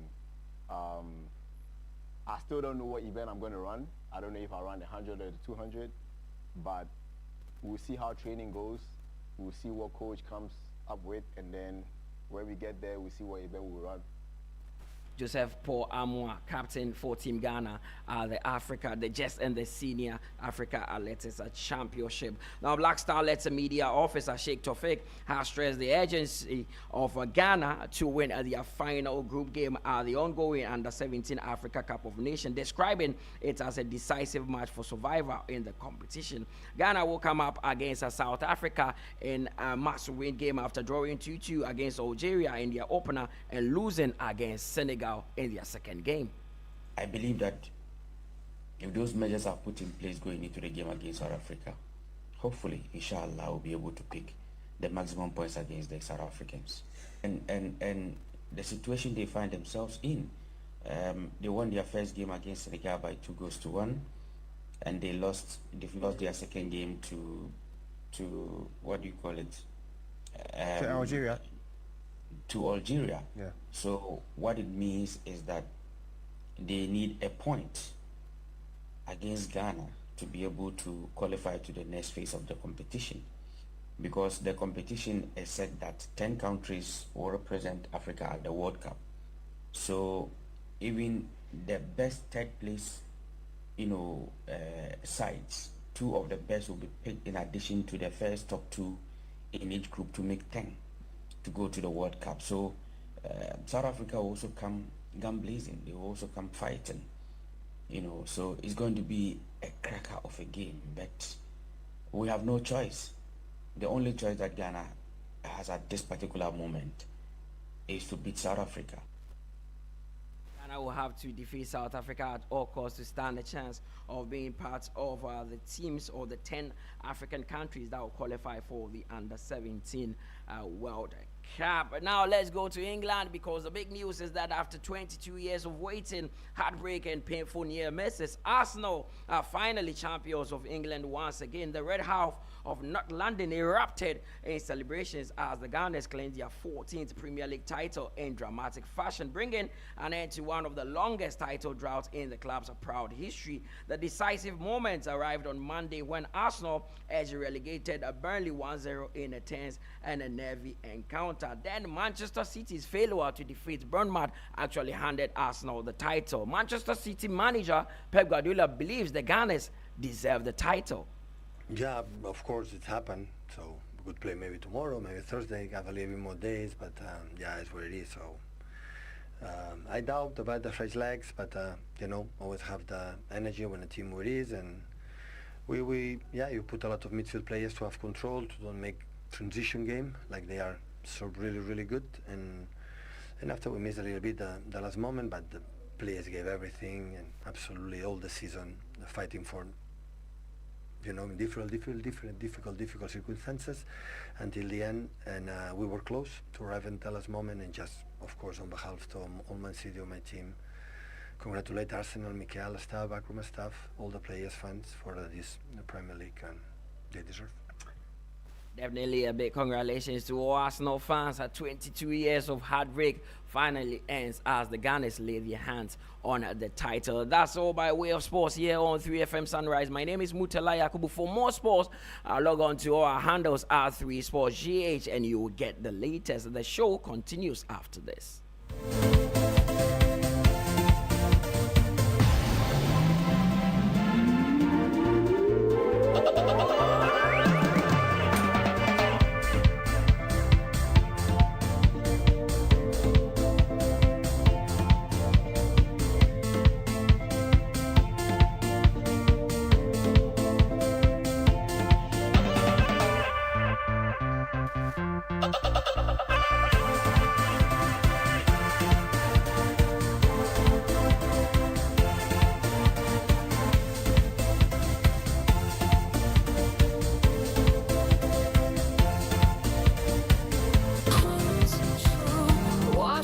Yourself from germs and bacteria with confidence. Cleanse hand soap effectively kills 99.9% of germs with every use. Perfect for all your hand washing moments throughout the day. Available in a variety of variants and delightful flavors. Choose Cleanse for yourself, your family, and friends. Make Cleanse your daily essential. The GC brand. It's all about you. This advert is FDA approved. That's clean soap, clean. Alone, we can only go so far. But when we move together, there's no limits to where we can go. Together, we move with joy. We move to our own beats. We move with the natural goodness of Malta Guinness. A feel-good refreshment with vitamin B1, B2, B3, B5, and B6. Grab a bottle of Malta Guinness now and feel the vim. Malta Guinness, we move. Always check out for the Made in Ghana symbol. This advert is FDA approved. This is where the future of global finance takes shape. Join over 500 leading financial market professionals and decision makers from Africa, Europe, Asia, the Middle East, and beyond at the prestigious ACI World Congress Accra 2020.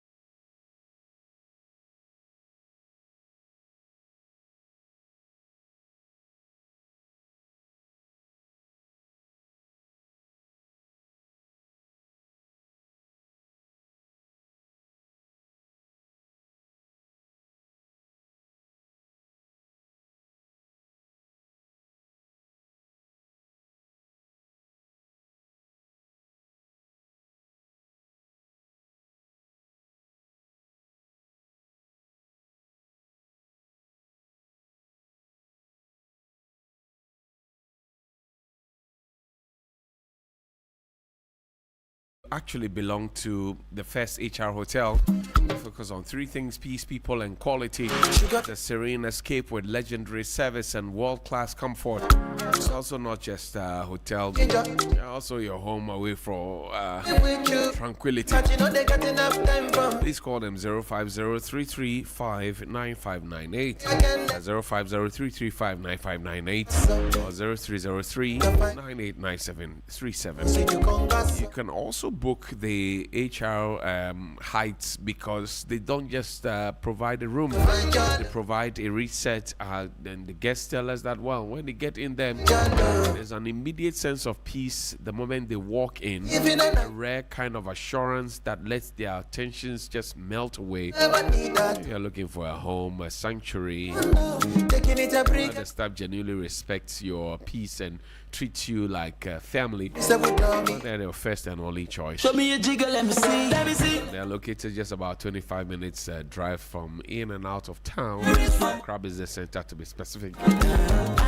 You have to be there to enjoy it, to feel it, to see it, to experience it. Please call 0256060 665. That's 02560 60665. 02560706666. That's 02560706666. And you are in good company. With you, I can't see reason why I can't let go. You never know, so you come back so. Man, them so far to find your love. But you never know, so you come back so. Man, them so far to find your love. But you never know, you come back so. Man, them so far to find your love. But you never know, so you come back so. Man, them so far to find your love. Senorita, mamacita. If you're going to secondary school, we want to invite you to properly connect yourself to all that is good. And we're talking about SHS boarding students. EduPark is here for you. The Ghana Education Service approved and supported national SHS initiative implemented by Prospectus Ghana is now in progress and across the country for you. Parents across the country are already registering so that their children chop box will be ready and waiting at their schools before reporting day. Do not delay and be caught up in that unusual last minute market rush and sweating all over, carrying heavy items under pressure. No. Don't put yourself through that stress. With EduPark, your child goes to school feeling besh, as we used to say back in school, feeling too comfortable, and very, very, very comfortable. Doesn't need to travel to school with these 4 essential items that I mentioned earlier. To register, simply dial *713 *821#. That's *713 *821#, or visit any ADB branch of your choice, and also go on to www.eduparkgh.com. Make payments, keep your receipts, and present it on opening day to collect all your child's EduPark items. EduPark registration is yours and yours alone to do. Follows you to any SHS that you are placed in. Avoid the stress, avoid the rush, avoid the confidence. That comes with sweating it out. To be there in grand style. Very affordable price awaits you. EduPark approved by the GS and supported by the GS. For more information, please call 0500 600 607. That's 0500 600 607 or 0302 955 050. That's 0302 955 050 or 0500 600 607.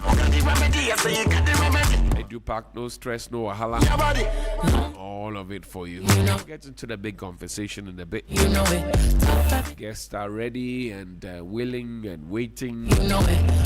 We will be contributing to the national conversation in a bit here on Sunrise on 3FM 92.7. We're also live on Kesme 107.1 FM in Tamale. That's it.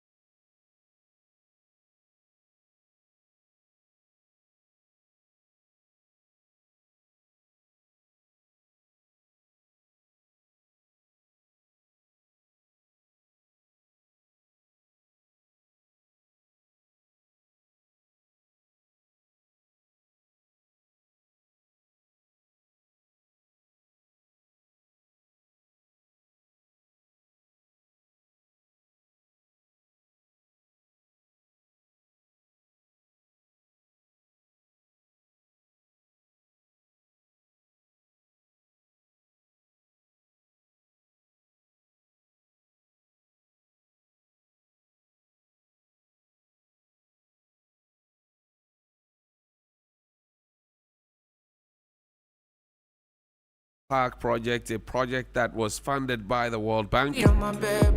We know that the project is believed to have been completed, but we have concerns regarding the rising of some issues around it. And our man Faisal Abdul Idrisu is joining us on the phone line right now to throw some more light on this situation in Huai municipality. Faisal, assalamu alaikum. Wa alaikum salam, my brother.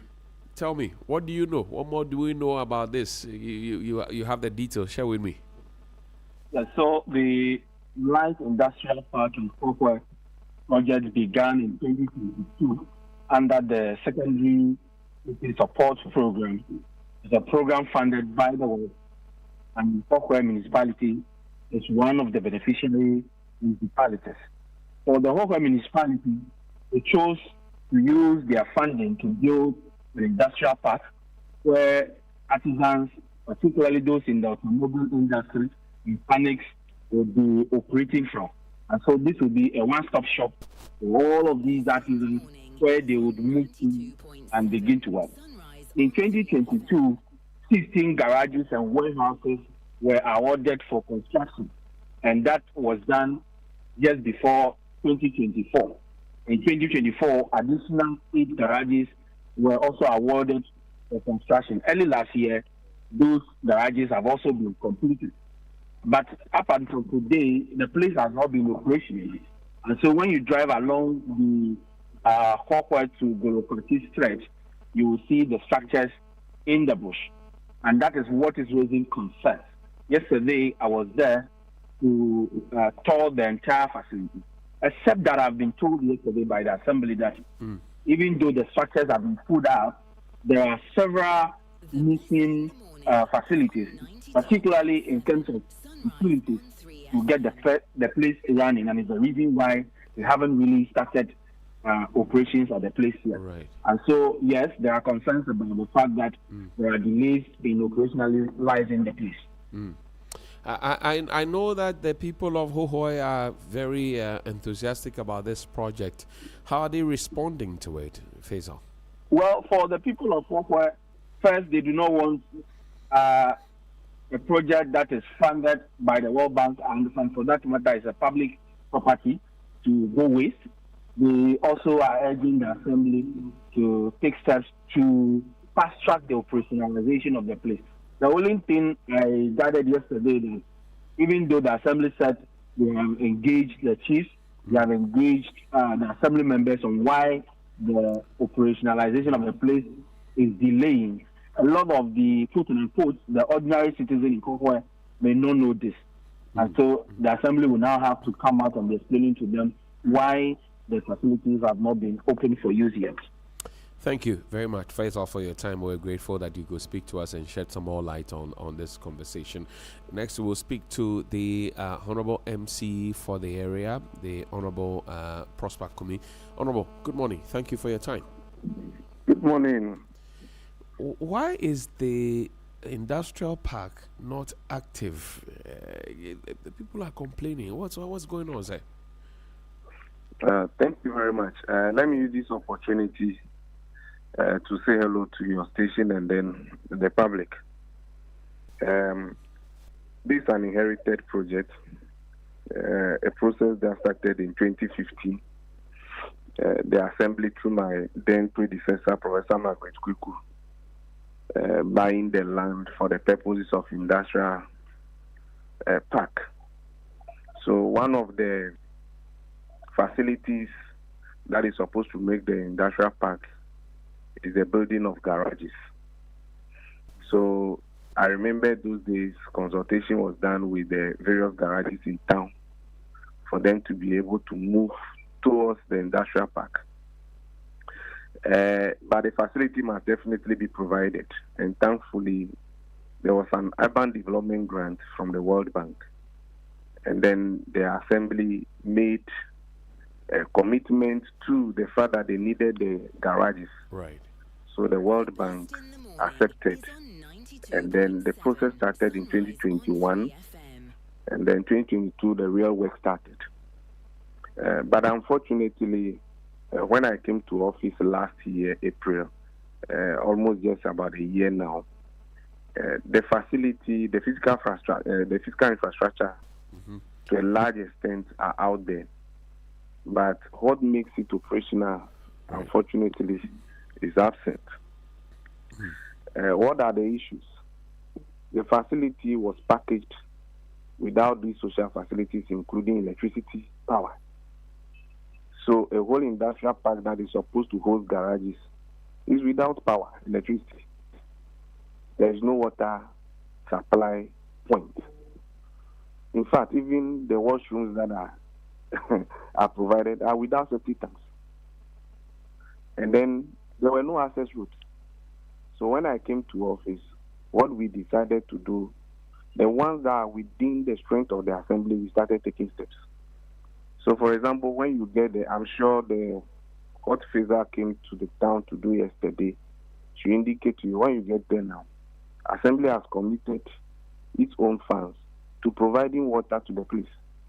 We are not just giving them a borehole, but we are piping it to all the units of it within the garage area. Right.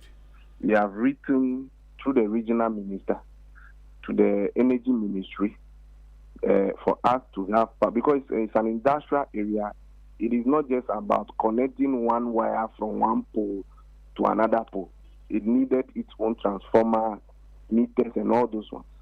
Thankfully, the ministry sent a team that came to do their own assessments and pick the details of it away.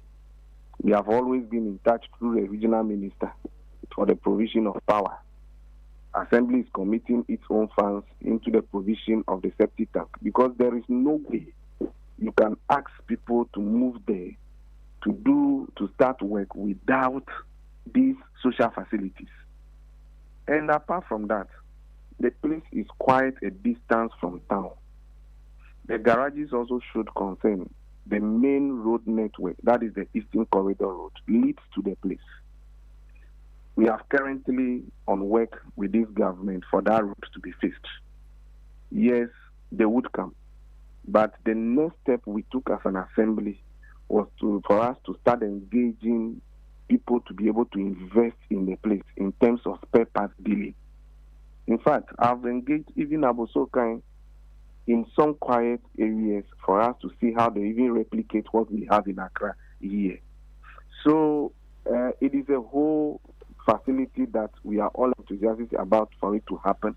And I must be quick to add, it is not all the facilities that have been handed over by the contractors for us to say they have been handed over and then it's abandoned. The project is not abandoned. It has not been, the project is not complete for it to be abandoned. So these are the realities. But a young lady took a video putting out this issue, and you are asking for the young lady to be arrested and investigated. Why are you doing that? Oh no, that is not the reality. You see, people go on the convenient way of presenting what looks good around them. This is not the first time the young lady takes videos and peddle falsehood here and there. The video taking was not our problem. Unless we want to accept the fact that unlawful entry into a security post that was locked, how she entered the room and took videos of it.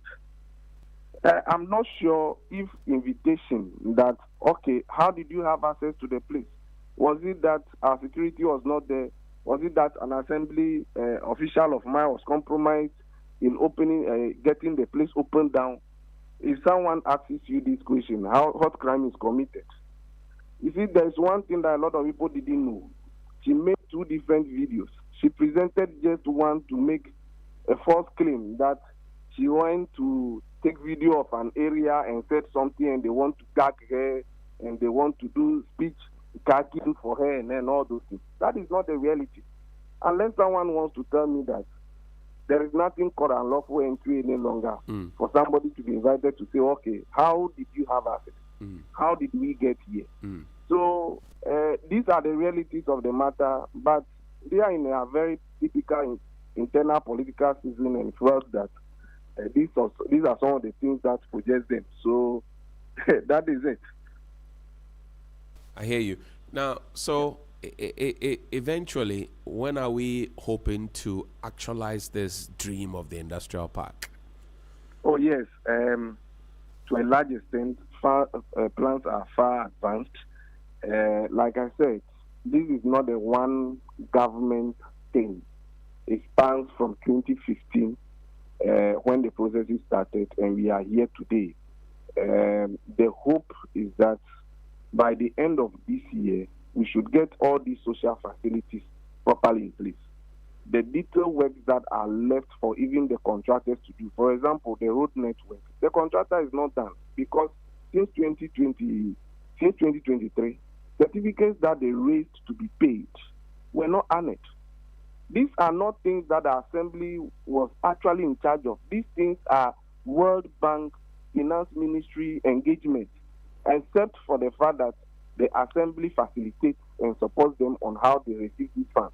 So if somebody speaks on its own, somebody did not take cognizance of the things that they needed for them to complete the project, we come to this level. And for me, in fact, even yesterday, I did a lot of engagement with the engineers from the Ministry of Local Government on how we fast track some of these things. And we are thankful that per the information I am picking, some amount of money is being worked on to be released to the contractors for them to complete the project. How do you do a garage without covers where the vehicles will even have to mount? So these are things. So the packaging of the project was a huge problem. You got the nice facilities.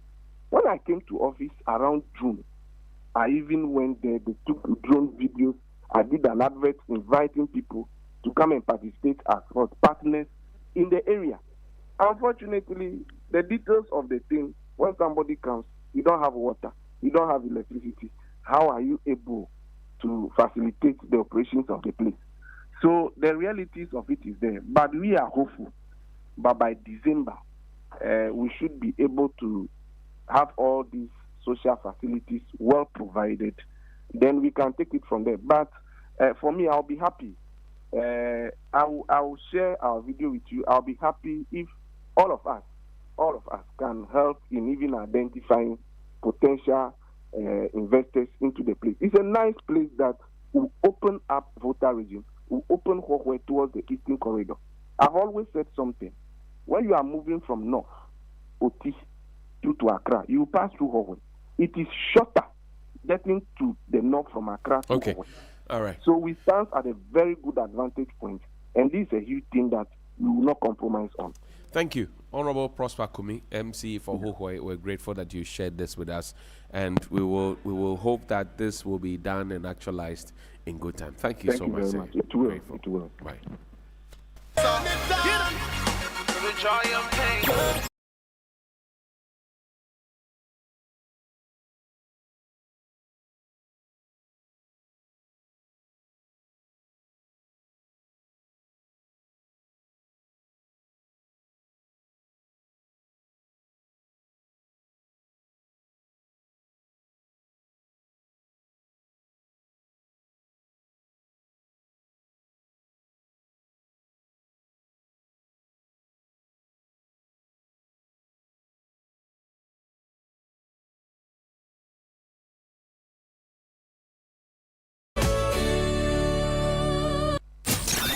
The big conversation on 3FM Sunrise.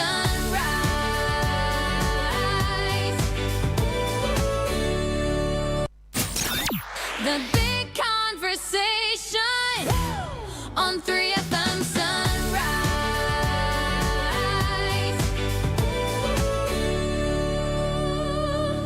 Derek Ejekum is my guest. He is a member of the NPP's National Communications Team. Prince Derek Ejay is also here. He's a member of the NDC's National Communications Team. And Mr. Ako is here. He is also the lead or the chief servant at the Election World Ghana premises. And gentlemen, you're welcome. Good morning. How are you?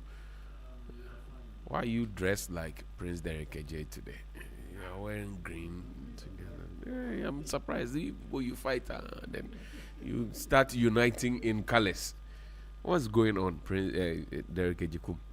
Why are you dressed like your man? Good morning to your good self, Johnnie, and then to your listeners. I didn't know you'd be wearing this. I may have changed to what I'm wearing. You started. I just didn't know. You started. Your antenna didn't catch it. Yes. If you had caught it, you would have changed. My review didn't catch it. I would have. And then let me say this. Last week was. You wished my lady pastor a happy birthday. Yes. But Mawuena didn't get the facts right. She's not married. She's a single lady pastor. So she's not a missus. Single lady. She's a miss. She's beautiful. Okay. Yeah, lady Very pastor beautiful. Pearl in So Safo. she's testing. Who knows? Perhaps you are positioning her now. No. You are trying to position her right well. now. I think Derek is trying to position himself in the line of fire. So that lady pastor Pearl in Safo. She's a wonderful and a great woman of God. We associate ourselves with your with your comment. Now you understand where the commentary is coming from. But I am an administrative pastor, so we have that working. Okay. So I think you can share your contact so that we. No problem. No.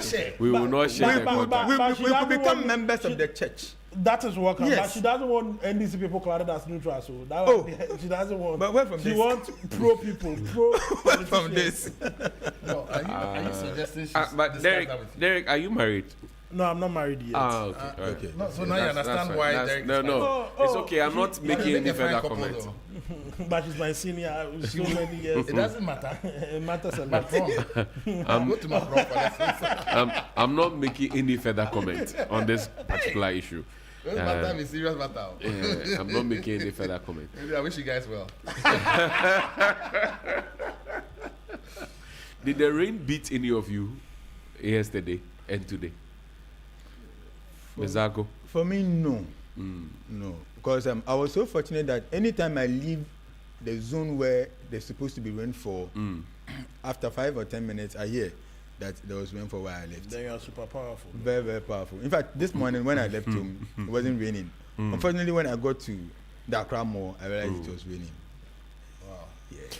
Well, I saved a few people from the rain because I was driving, and of course, when you see people stuck in there, it's only nice not to drive with an empty car. This morning, at least one person was dropped at the Ghana Energy Agency and then Kempinski. Two ladies were lucky, and then two gentlemen also got lucky thereafter. So it's a fair balance. We'll get to. He was about to. If I didn't give it. Why do you like worrying him like that? No. Let's his face light out when I said two ladies, and then suddenly he was excited. But you see, much more unfortunate is those who were draw the mic closer to you. Those who were affected by floods, and I have seen videos of floods in many parts of the country, particularly Greater Accra, and I think that it's sad for us to have our compatriots lose their material. I mean, their possessions. So far, we haven't heard of any loss of lives, but I am particularly concerned about all that we can do to avert these, and I think NADMO and assemblies must be up and doing. In Accra, I would charge the Greater Accra Regional Minister to up her, act of dredging the lagoons, and my heart is with one lagoon, the Kweshi Lagoon. It's terrible. The way the dredging has been stopped because of boundary issues. The Lekma and Ladma have a boundary, around the Kweshi, and so you are not sure who is in charge. What's happening around that Kweshi area? People have built into the estuary. If you look at the car park of is it Polo Club? Yes. It's actually reclaimed from the lagoon. An embankment has been created next to the Labadi Beach Hotel that kind of blocks part of the water that should go into the sea or vice versa. And then when you come to the opposite side, Laboma, a Nigerian has built, right into the estuary, and then the other fiscal structures that have come up. I'm not sure who has authorized those, but I think we need to look into those. And then just behind the road, the NADMO people came to clear all the cars and shops around the place, but they haven't finished the exercise. There's a need for a second bridge that used to be there to be constructed. So I think the big push must look at the creation of that second bridge, because there's heavy traffic on that road, and so assuming that that flash flood should come back and wash everybody out, I mean, Charlie, it'll be disaster waiting. But you say that the sea is eating away the La Township, my hometown. Yeah. Actually, you see, what are you seeing, which is making you say that? I have seen videos that were done by Joy News, a documentary that talks about when the sea comes home, and it actually typifies what we are describing. The sea is actually eating, just like it's happening in the Amuchinu, Agaveji, all those places. So whereas the sea defense wall is being done in the Volta area and being done from the western enclave, the center is left, so it's like a funnel. So Osu and Accra have become like a funnel, and some parts of Teshi. So if you block one side and block the other and open the center, where would the sea find its way? Water knows how to find its way. So one day we'll wake up and there'll be no La, there'll be no Teshi, there'll be no Osu. And it can come all the way into cantonments where the rich and powerful live. So if they think it's those by the coast, we are fooling ourselves. I think it's about time we took urgent steps. We've been told global warming, we've been told there'll be heavier rains than normal, and we are seeing signs. And it's raining right now. I think that NADMO, please, the assemblies, please, and then the regional minister, those who are distracting her by comments that she made just to distract her from doing the needful of dredging the lagoons and demolishing those that are in the waterways. Please desist from it, because we all stand to lose from this. All right. The big conversation on 3FM Sunrise.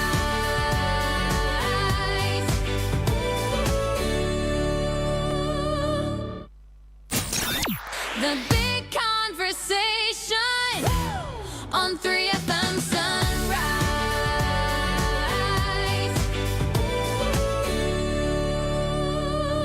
And welcome back, and thank you very much for your time. It's 52 minutes after 8 here. That's some 8 minutes to the top of the hour 9 here on Sunrise World 3FM 92.7. Now we're asking the question: is Ghana's economy fit for purpose? I've heard enough from Prince Derek AJ. Let me go to Mr. Jikum and ask him: is our economy fit for purpose, Mr. Jikum? Okay, Johnny. Before I delve into the issue that you have presented, where I live at Adenta Pantine. Right.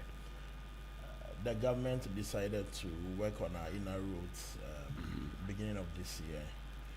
And for some time now, we are not seeing the progress of the work.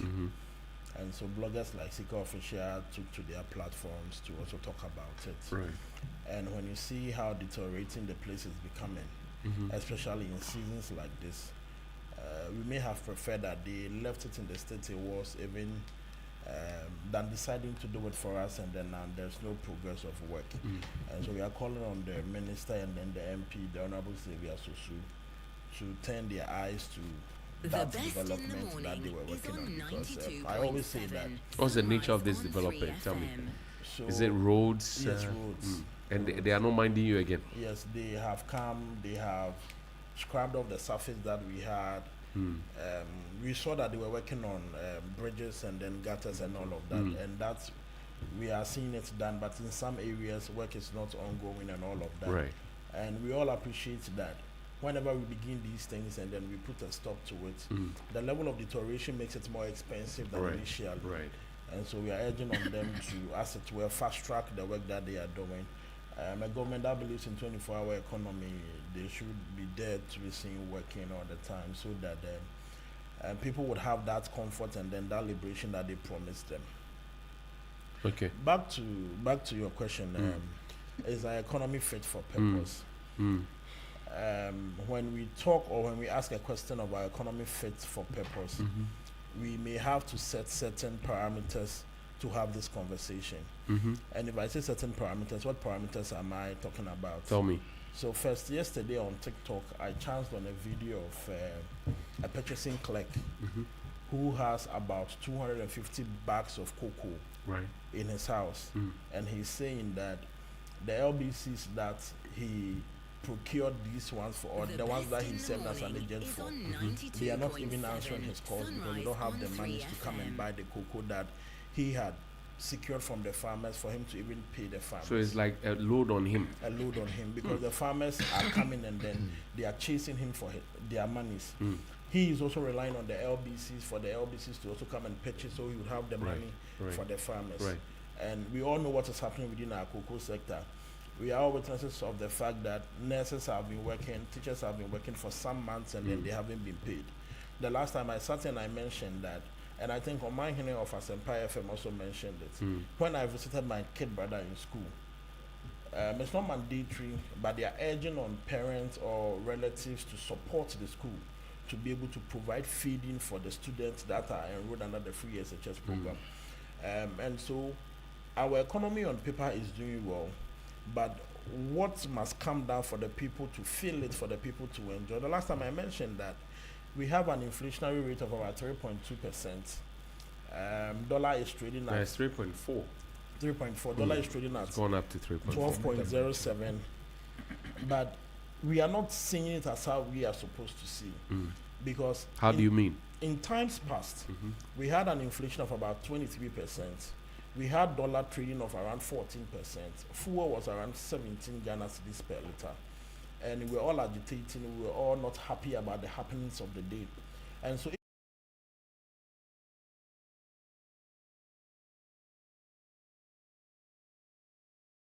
0.6%.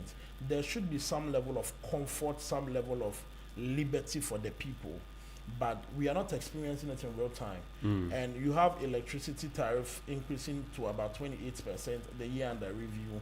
Water is skyrocketing. But the purchasing power of the people are not so strong. And so on paper, our economy may be doing so well. On paper, our economy may be appearing so strong. But when it comes to the grounds of implementation, we are not experiencing that. That is why some of us, from the beginning of their government, we were so concerned about they artificially... Beginning of our government. Of all of us. As a people of the as a people of Ghana. Yes. Okay, beginning of the NDC government. Some of us. Okay. Yes, I can grant you that one. Some of us were of the express opinion that we appreciate the fact that there are intentions to get some of these things right, but we shouldn't do it in a manner that will appear very cosmetic. We appreciate the fact that yes, today dollar is trading at 12.07, but at the end of the day, when people are not getting the dollars to buy, they may still have to fall on the Abochi people. And if you go to the Abochi, you are not getting it at 12 cedis. Abochi has the rate. You understand? He has the dollar and the rate. Some of these things are the reasons why some of us were agitating. You know that if you don't have a dollar account, to get a dollar for a transaction, it's very difficult. And so you leave business people like Prince Derek J to fall on the Abochis. When you go to Abuchi, you are not getting it at 12 cedis. And so it affects the cost of items. But then on paper, we experience that dollar is, let's say, 12 cedis. Inflation is at 3.4%. But the people are not experiencing that. And they're not experiencing that because we try to do some of these things the cosmetic way. I've always said that these people believe in populism. Let's appease to the masses. Let's make the people fall in love with us because they were mad at the MPP, not by any fault of the MPP, but because of the expectations the people had from us were so high. And so we were not able to meet the expectations of the ordinary Ghanaian. And that is how we were booted out of office. And we respect that. And so they have given the mandate to the NDC to provide certain levels of liberty for them. And in doing so, I was of the express opinion that they could have done it by taking their time and making it a gradual process. But all of a sudden, we saw dollar trading at 10 cedis. All of a sudden, people were buying fuel at 9.9 cedis per liter. And so gradually, you see the prices are going up. And so why didn't we take our time? And if there are measures to put in place to ensure that liberty and comfort, with time, the people feel it and understand it. Right. But all of a sudden, the rate comes down. All of a sudden, price of item comes down. And now, gradually, the things are going up. It leaves a lot of questions for us to be asking. Okay. I hear you. Let me come to you, Mr. Ako, and pick your thoughts. Is the economy speaking to you? Are you speaking to it? Is your pocket loaded regarding the figures and the ratings that we see on paper? What do you say? A very good morning to you and to my cherished brothers, and also to our listeners. I think that not long ago, we all know the inflation rate that the country had. This government inherited almost about 24% inflationary rate. They also inherited almost 15 Ghana cedis, cedi to dollar rate. Right. We know the challenges that the Ghanaian people went through, be it economic challenges. It's quite difficult to understand when some opponents, all right, decide to weaponize the situation of our economy as it today, comparing it to the previous times when they were in power, trying to swerve, okay, the challenges that Ghanaian people went through, and at most often trying to juxtapose the fact that although the dollar was higher then than today, prices of goods are still high.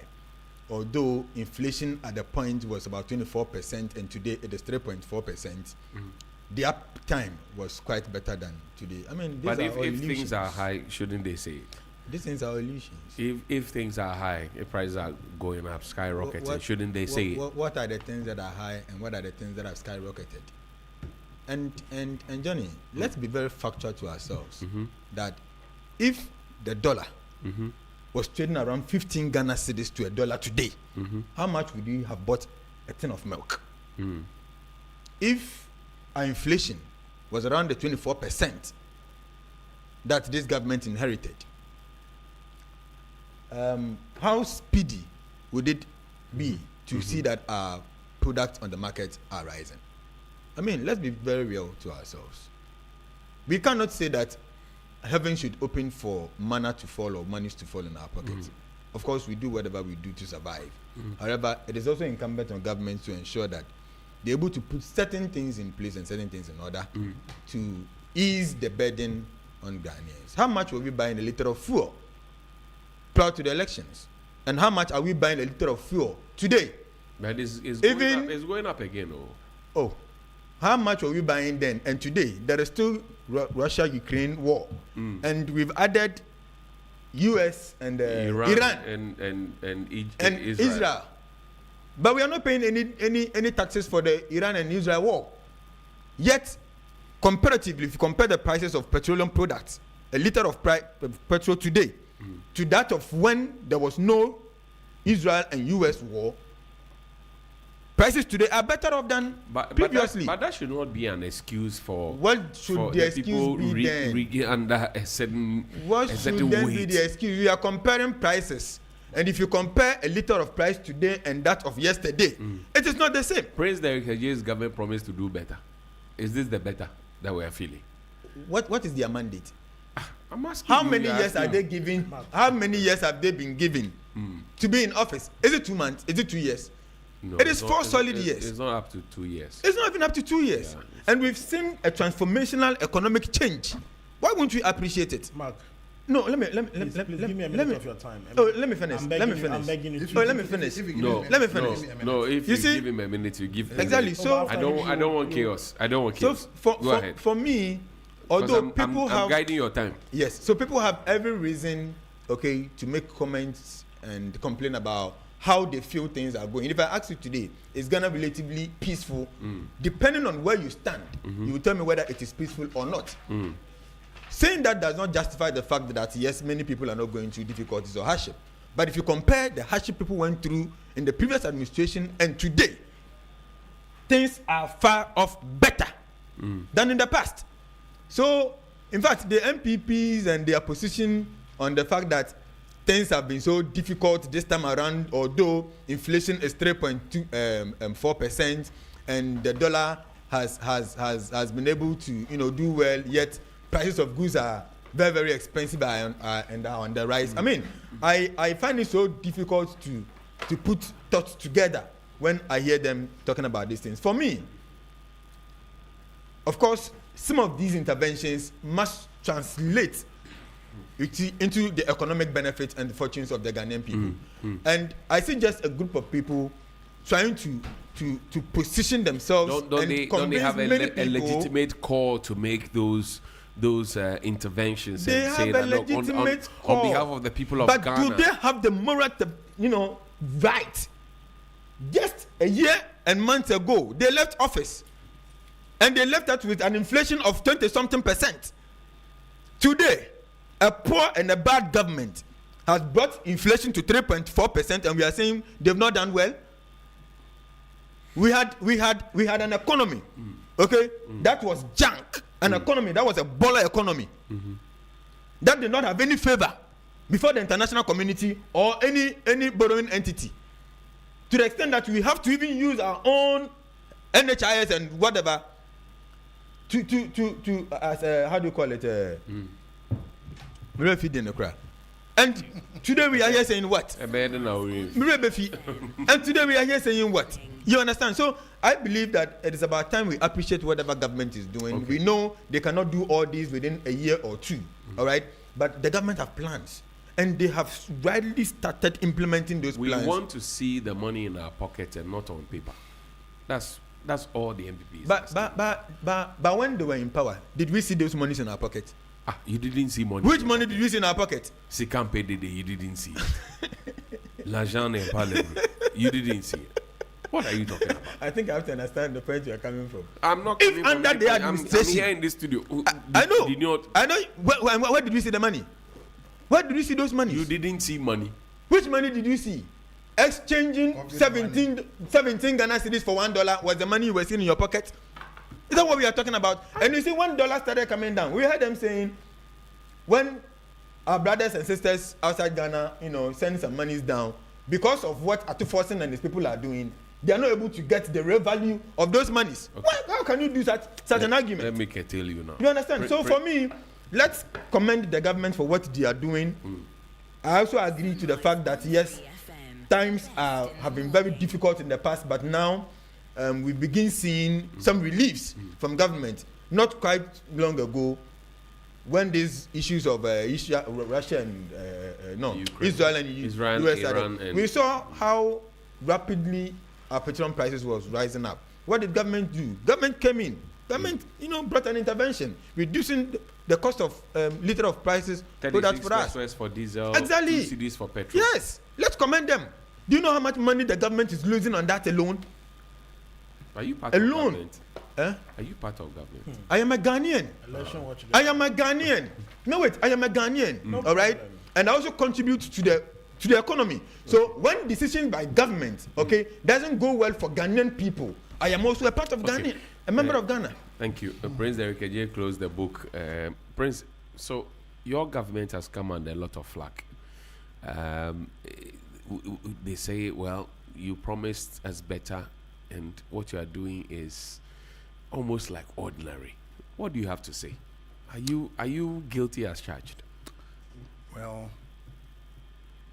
about 2 years ago today, the inflation rate was about 54%. Yes. Today it is 3.2 and going under. In fact, 3.4. Well, it's going down. Don't worry. Yeah, added 2%. No, it's just 3.4. It's just 3.4. What you're saying up. No, it's 3.2. It's 3.4. Let's be factual. It's 3.4 now. No problem. It used to be 3.2, but now it's 3.4. But by the end of the year, it will go to not just. I'm not talking about end of year. I'm talking about what is pertaining. No, I'm talking of Well, if you take 3. Whatever out of 54, what do you get? You get upwards of 50. So that is the difference between night and day. The current administration is day. Bawumia was night. He had to actually flee from being an economist to being a computer therapist. He was an IT special. I don't know him to have, IT prowess. He has a PhD. In what? IT stuff. Oh, he was IT. Yeah. But what did Fado tell us? He told us the man was being brought onto the ticket to cure the economy and the city, not to repair computers. No, he wasn't repairing computers. He was talking to you about IT. He was information technology. What do you have against advancement in information technology? Also, he brought AI to Ghana. No, he was claiming he was going to leapfrog Ghana beyond what America, UK, and the Europeans. No. That's not mischief. These are things he said. It wasn't the man who was talking about Palugu. Was Palugu on the ground? Yeah. Today, somebody is sitting here telling us about his road that needs fixing. Yes, I agree. In front of the La General Hospital that they broke down, which now is going up, and everybody can see it's going up day and night. 24-hour economy is working on the La General Hospital, the General 111 hospital that was stalled under their watch. 35 of which the president has promised will be completed very soon and will be, and it's inviting the health, the interested parties in health, including the religious bodies, etc., to come on board. Ghana is working. Those who want to see, those who have eyes will see. Those who want to feel will feel. But the point is that he is feeling it. He's been sent here by Bawumia, the general secretary, and the micro-minority leader to come and say the things he's saying. Oh, you can't say that about that. No, I can say that because yesterday they went to the dean of the... He's the minority leader, not the micro-minority leader. Well, when the MPP went to the dean of the diplomatic corps, they said they had been sent by Bawumia, the micro-minority leader. No, he's the minority leader.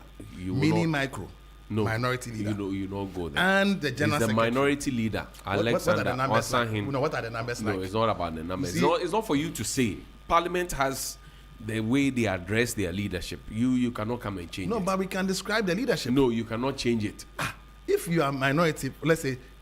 Your time is going. You cannot change it. 137, there was still a minority. Right. Even in 137, even though it was equal. Right. They call the minority. So now, if you drop to about half of that, what are you?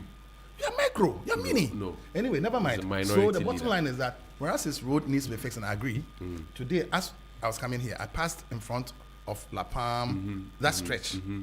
It's been fixed. And even if you reach the Sajajete intersection opposite the St. Paul's, it's been asphalted. The machines are there. They've leveled it towards the greater the La General Hospital, and they're finishing that stretch. And they're bending into the main Laboni Road. Roads are being fixed across the country. Even the Kumasi Expressway, they tried to block it. Their former roads minister, the guy who should be in jail, what's his name? You know his name. The Asensu Bachi. He tried to stop it. He said it should not be done. He should have gone to Otunfo to tell him that. Asensu should be in jail. Oh, many of your guys should be in jail. For what? For what? Oh, you want me to list these things? For what? Okay. What has he done to you? So let me help you. Works and housing. Do you know how many state bungalows Asensu under his watch? He and Abu Jinapo, the Aslan's minister. They are not here to defend themselves. You are in power. You claim that you were going to do Operation Recover. We'll get to that point. And you have not done zero. I am saying that we'll get to even the Bawumia. Look, you see, the people.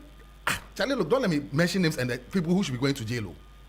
Look, but you are in power. You have power. I am saying that it is a matter of time, and that is why they have spent over 1 year. I said they have sent these people to rabble rouse to draw attention from, and they're having some of their media acolytes help them. Unfortunately so, and the CSOs are helping them. Unfortunately so. Look, people are not interested in accountability. Not all CSOs. People are not. I said some. I didn't say. Oh no, he's a media man. You said the CSOs. He's a media man. He's a correct media man. You're a correct CSO person. There are some not so correct CSO people who are surrogates. And Derek is what? He's a correct messenger of Bawumia. No, you see, the truth is that there's a lot of money that is out there that should come into the people's pocket so they can feel it. Tell Bawumia when he goes back, he should, if he wants to feel the money, tell Bawumia that me and all Ghanaians are saying that they have not heard him say anything about Ken Ufriata. He should tell Ken to come back home. If Ken comes today, by afternoon, you will feel money in your pocket. Do you know how much money? What are you saying? He and Ken, Bawumia and Ken, they were in charge of the economy of Ghana, together with Addison. Why? Did he tell you that he took your money away? Don't you know? I don't You are know. in the media. I don't know. Okay. The attempt to steal our mineral royalties, was it under Bawumia or Ken or me? When is the attempt to steal mineral royalties, what do you mean? The Ejapa mineral royalties thing. The But that thing PDS, was an flagged. attempt to steal That our thing was electricity. flagged. It didn't fly. That was an attempt to steal. But they succeeded in some. Who made those pronouncements? Which court of competent jurisdiction? Now you want to believe in the courts. Your mini minority leader doesn't believe in the courts of Ghana. He doesn't believe in after a judge. After Tokonu left, he believes only in Tokonu. He believes in only Tokonu. He believes in only Tokonu. Now Tokonu is gone, so there's no judicial system. You think that? Okay, I'm not even arguing with you. Go and tell Bawumia that I've sent you. That when he sent you to the studio, I sent you back to him. That he should Your go attorney general is doing 60-40. If Bawumia and you think believes, it's Kendam has bring Ghana money.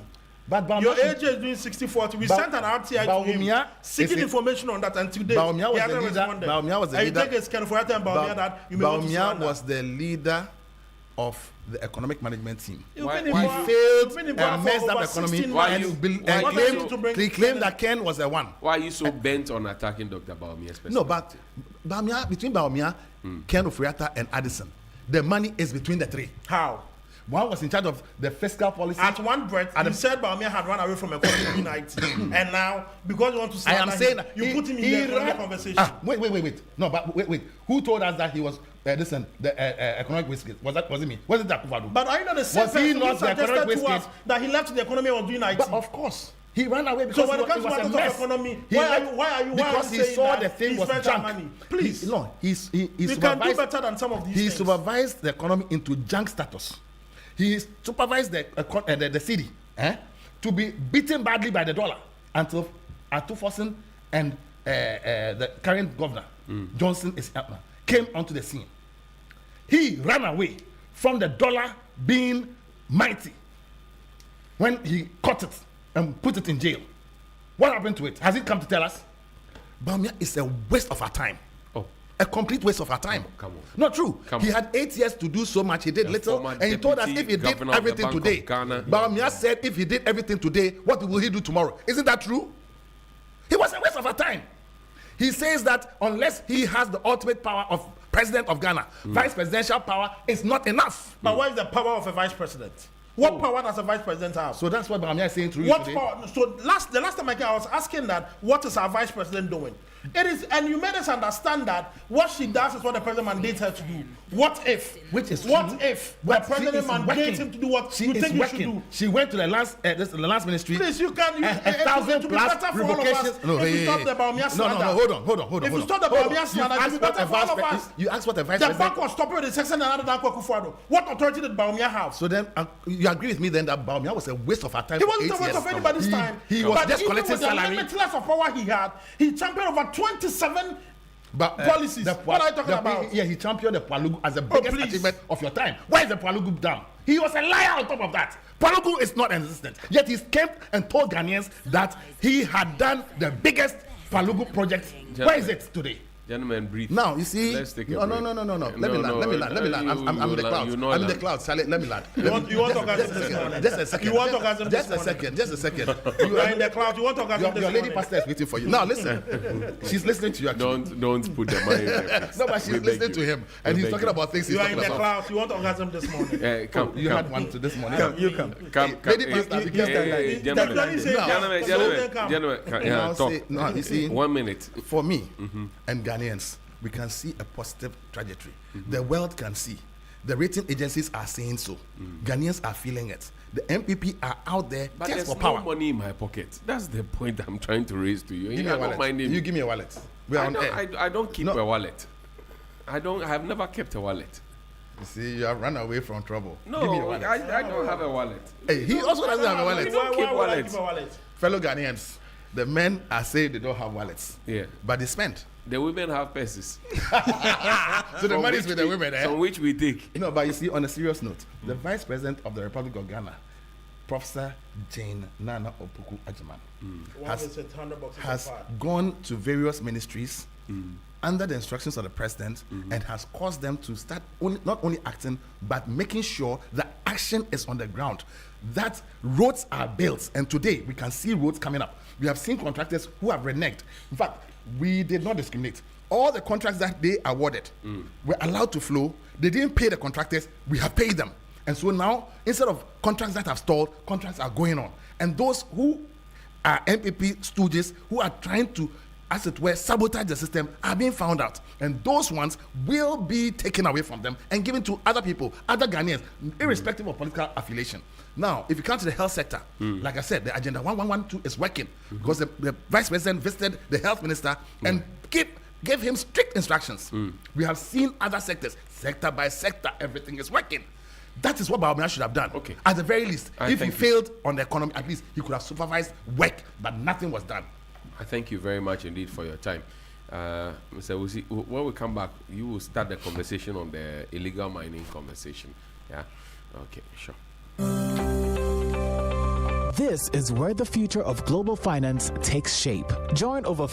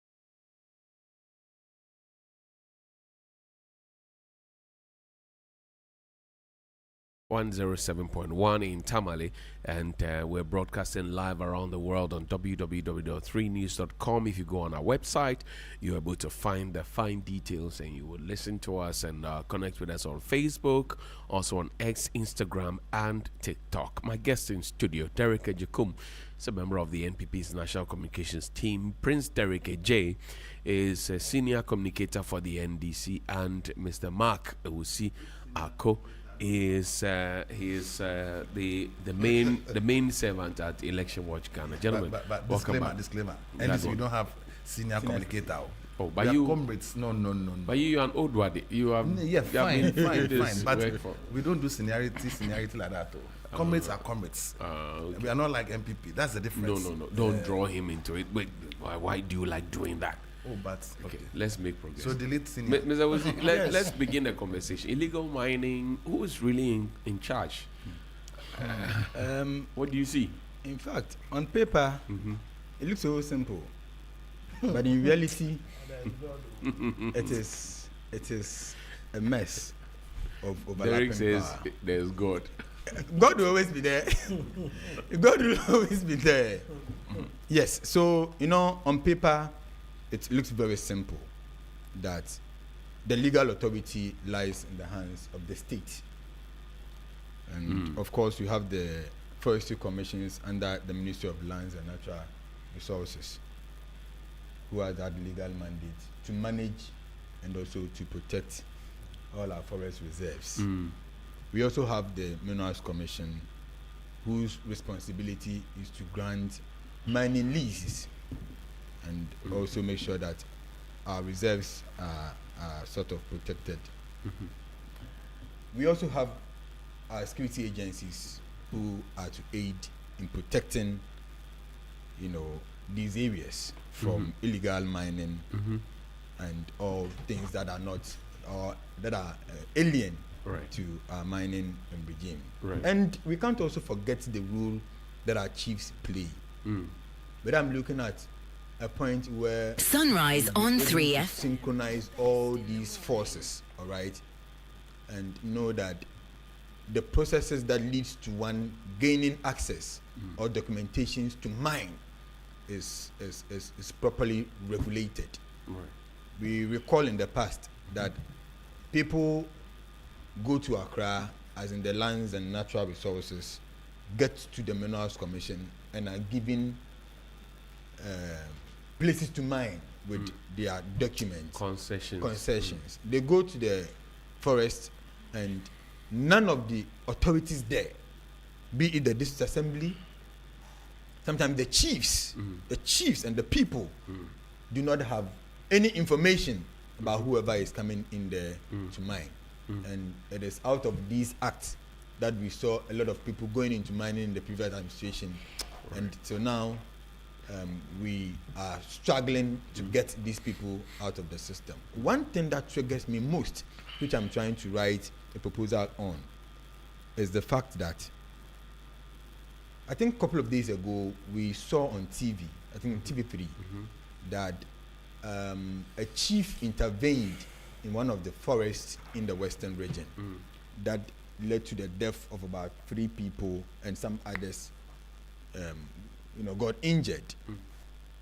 The reality is that we cannot continue to use the old traditional securitization system where people who find themselves in our mining communities, would be chased and booted out by the military without having a coordinated effort with the leaders of those communities. The thing is this: it is these individuals who are in there in the villages, and they have access or they see the forestry almost every time now and then. But if you don't involve them in your operations, especially the security, it makes the work so difficult for you to the extent that it is these same individuals who have been employed to work in the forest. It is the same individuals who give tip-offs to the illegal miners that the military or the security agencies are coming over, and so you need to escape. So I think there should be a coordination between the security agencies, the local authorities, and then the Ministry of Lands, so that we'll be able to find an amicable solution to some of these problems that we've been encountering all these years. If not, our young people will continue to die. Our forests and our water bodies will continue to be destroyed by these illegal people, and we are not necessarily concentrating on the fact that poor livelihood is also a securitization issue. You understand? People who do not have jobs to do in those areas can be termed as securitized problems. But if you don't concentrate on them and think that let's all the time send military men there to get them out of the forest zones, and we do not care about their livelihood and all that, I don't think it's the best way to go. So let's coordinate our energies, let's coordinate our institutions, and make sure that each and every institution has a role to play for us to have an amicable solution to some of these problems. Derek, let me come to you, not Prince Derek. Derek Ejekum. Your government brought Operation Halt, Operation Galam Stop. We had a number of initiatives that were supposed to help us fight this. we couldn't fight it. We even had an interministerial committee on illegal mining. We couldn't finish this. Now this government has come. They're also doing piecemeal approach to the whole conversation. Who is really in charge? Johnny, the issues of Galamsey, the problem the MPP faced in the fight against Galamsey was the hypocrisy of the then opposition.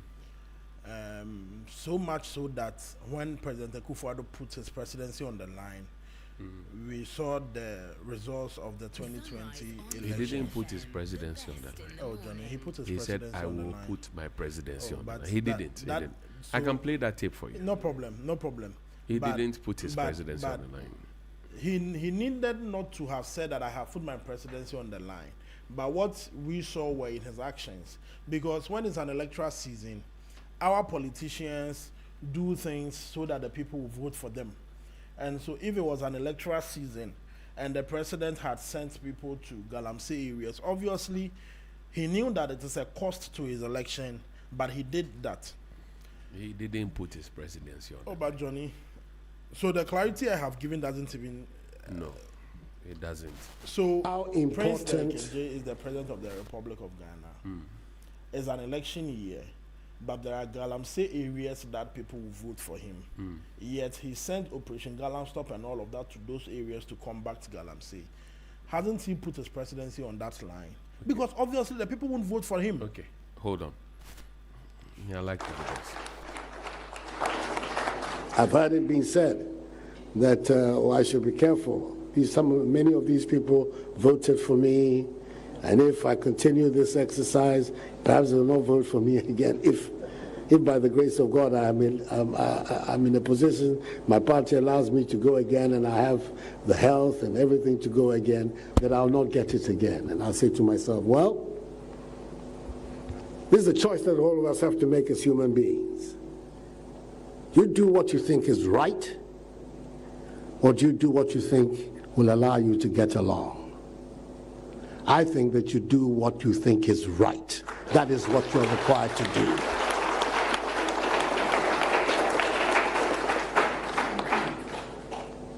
Fortunately for me, in this fight, I have great allies.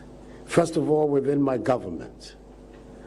The people who are in the front line of that, all of them are here.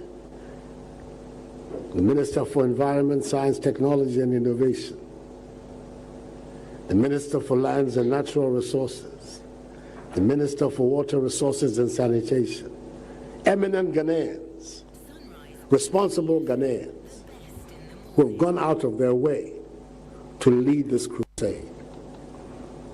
But from the beginning, they said something which is the reason why you're here today. We cannot win this fight without the support of the traditional authorities of our country.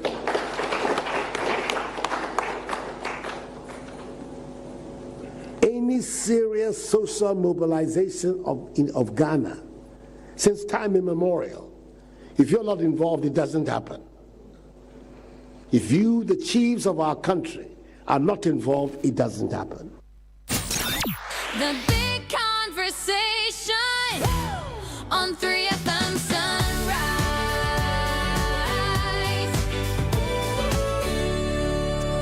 Welcome back. And Eric, you heard the president. He said he's willing to put his presidency on the line. He did not put it on the line. But Johnny, if we pay attention to the voice that you just played, before he even said that, he said that people come to him with reports saying that, Mr. President, if we continue doing these things, we won't get the power from the people. And he said, I don't care, because at some point in time, we all have to do what is right. Isn't that to mean that he didn't care whether they will give him the mandate or otherwise? But was it not Haji Ali Mahama, who was in charge of Ministry of Local Government, who was later made ambassador to the US? Yes. Who came to meet all the MNDC and told them that we know those of you who are engaged in Galamsey, and failed as a lawyer, and you are learning as a lawyer. When a lawyer says that I know those of you who are involved in Galamsey, and didn't hold an ant before the court, Is that not surprising to you? But Worked under another lawyer. No. I've not brought you into the conversation. Was it not? But Johnny, you see, the conversation about Galamsey is one that I always say that it shouldn't be a fight for the MPP or for the NDC. It should be a fight for Ghana. Because at the end of the day, Prince Derek, former presidential staffer and all of that, they may be able to purchase imported water, but we may not be able. But you see, the problem we face in our country... We know those who buy Kirkland and bring it to this. Baumia drinks Voss. No. Relax. I'm not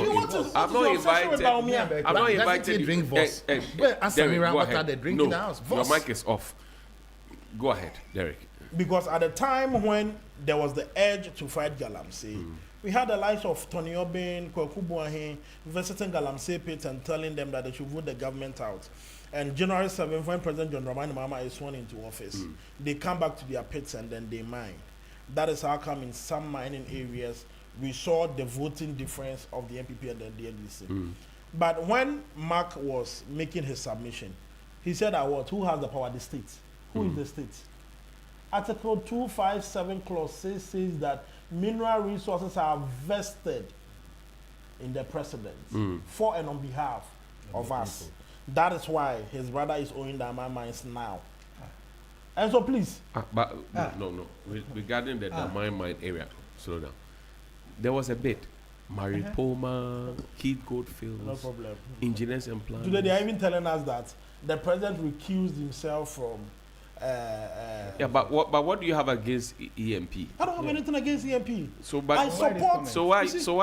Why you drawing them into this conversation? I support any Ghanaian business, especially in our extractive center. But you don't support the president's brother getting it. You see, when is it not Ghanaian? Allow me to do my work. My father always says this, that when you come to meet Prince Derek and Derek Adekum fighting today, don't ask them what is happening today, but ask them of their previous experiences. My previous experience is with somebody giving the oil thing to his brother called Bumpty. Continue. Did you have a problem with that? Baumia's brother did you have an a problem? inflated contract. Did you have a problem? That is what did you I have a problem with that? Yes, I do. And you don't have a problem with the Damain and Ibrahim Mahama? Then you are a hypocrite. No, was there a competitive tender for the oil that was given to Bumpty? Don't burn all the time. Let me make my Mr. submission. Ako has to speak to. Let me make my submission. And so 2576 puts the president in charge of our mineral resources. Article 2576. 2576. What does it say? That we are not learning with you. You are learning on your own. Let me Mawuena and yes. We are not learning with Senior lawyer Mawuena. Article 2576. Every mineral in its natural state, in, under, or upon any land in Ghana, rivers, streams, water courses throughout Ghana, the exclusive economic zone, and any area covered by the territorial sea or continental shelf is the property of the Republic of Ghana and shall be vested in the President on behalf of and in trust of the people of Ghana. That is what 2576 says.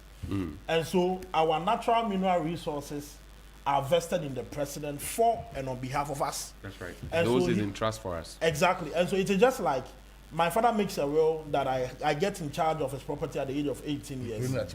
And I am 12 years. And so obviously he makes a clause that, okay, till I turn 18, his lawyer must handle it for him. Okay. And so the lawyer is holding it in trust for me. And so he directs the flow till I get 18 years. And that is what our mineral resources conversation is about. So you are saying that you didn't fail and that this government should do better, but or we you were in failed this country. and this government... We were in this country that they made us understand that with all the power available to the president, he can end Galamsey in 1 week. Were we not in this but country? you had Operation Galam Stop, Operation Johnny, Halt, no problem. Operation We were Halt 1 booted and out 2. of office. I keep saying this. We were booted out of office in spite of whatever that After the president said that Akunta mining is not engaged in illegal mining. In spite of all that we were doing in the fight of Galamsey, we were booted out of office because we had some people who made it look like the president was sleeping on his job. The president could have done that, but he was sleeping on his job. And so they were voted in office to come and fight Galamsey. And Sam George made us understand that with all the power the president wields, he can end Galamsey in 1 week. President John Mahama has been in power for over 16 months. But forgive me if I get it, pervert treatment plants have been shut down because of high turbidity levels. We've commissioned the 4th blue water guards, but still Galamsey is on the rise. Now who calls up? We have constituency chairmen fighting IMOS. We have constituency executives fighting IMOS. We had a referral to Yoko. Mention names. Mention names. Third vice chairman, Abanga, and your national organizer, Joseph Yamin, senior Joseph Yamin of Member College. Are they constituency executives? They are national executives. So mention the constituency executives too. Oh, but there are a lot of them that their matters have come out. We were in this country. We were in this country where no, he has spoken. No, it's not represented. He has given me some of his time. We were in this country that we find constituency chairman. We have MPs and their constituencies, and they mobilize people in a fight against NIMOS and all of that. And so, who are we to blame? Who are we to blame in this failure in the fight of Galamsey? Johnny, before Derek comes in, you know, he said something. No, he has spoken. I want to give he spoke first on Galamsey. No, he spoke before we went on the break. No, he spoke on Galamsey. The president has been and then given we'll the come to mandate, president. all right, on behalf of the Ghanaian people. And of course, we all saw the processes this bidding went through. Ibrahim's EMP was not handpicked. They went through a competitive bidding process. Right. But if you're on a committee, if Ibrahim, would you have voted against the president, brother? If Ibrahim is able to win contracts and gain many leases from other countries to mine, why can't Ibrahim do same here in Ghana? And if you listen to the man, he says, look, it is about time we take advantage of our own mineral resources. He's not the only one who said that. President Kufuor have said former that. Chief Justice Sufai Kufuor, an NPP Professor person. Mike Eronokwe, yes, former Speaker of Parliament said President Kufuor, former president, have also said the same thing. That look, it's about time as Ghanaian people we take hold of our own mineral resources. And that is what Ibrahim is doing. In the past, we saw the report that came out from Jubilee House. And now where's Professor Primpom Boateng? Okay. Where is my own brother? Where are they? He said people have taken him Where to are court. I spoke to the old man the other time. He said, look at all this. People have taken him to court. Look at all this. And you come here to say that because the president has the power, okay, over all these things, he's leased it to his brother. No. And so where and when did the president come in? That was a conversation. Did the president come in? Thank you. Prince Derek AJ, you have the final thought on this one. Then we'll wrap up. Thank you. So, Bawumia has sent young Derek to the studio. No, don't start on that tangent. He's the leader of their party. Stand on that tangent. No. It's important. Yesterday, the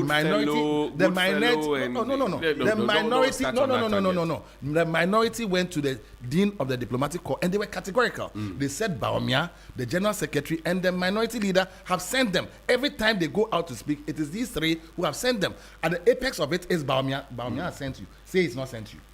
Tell Ghanaians he's not sent you, and that you're on a product of your own. Are you on a product of your own? So he has spoken for Bawumia. Bawumia is telling Aaron, okay, go to hell.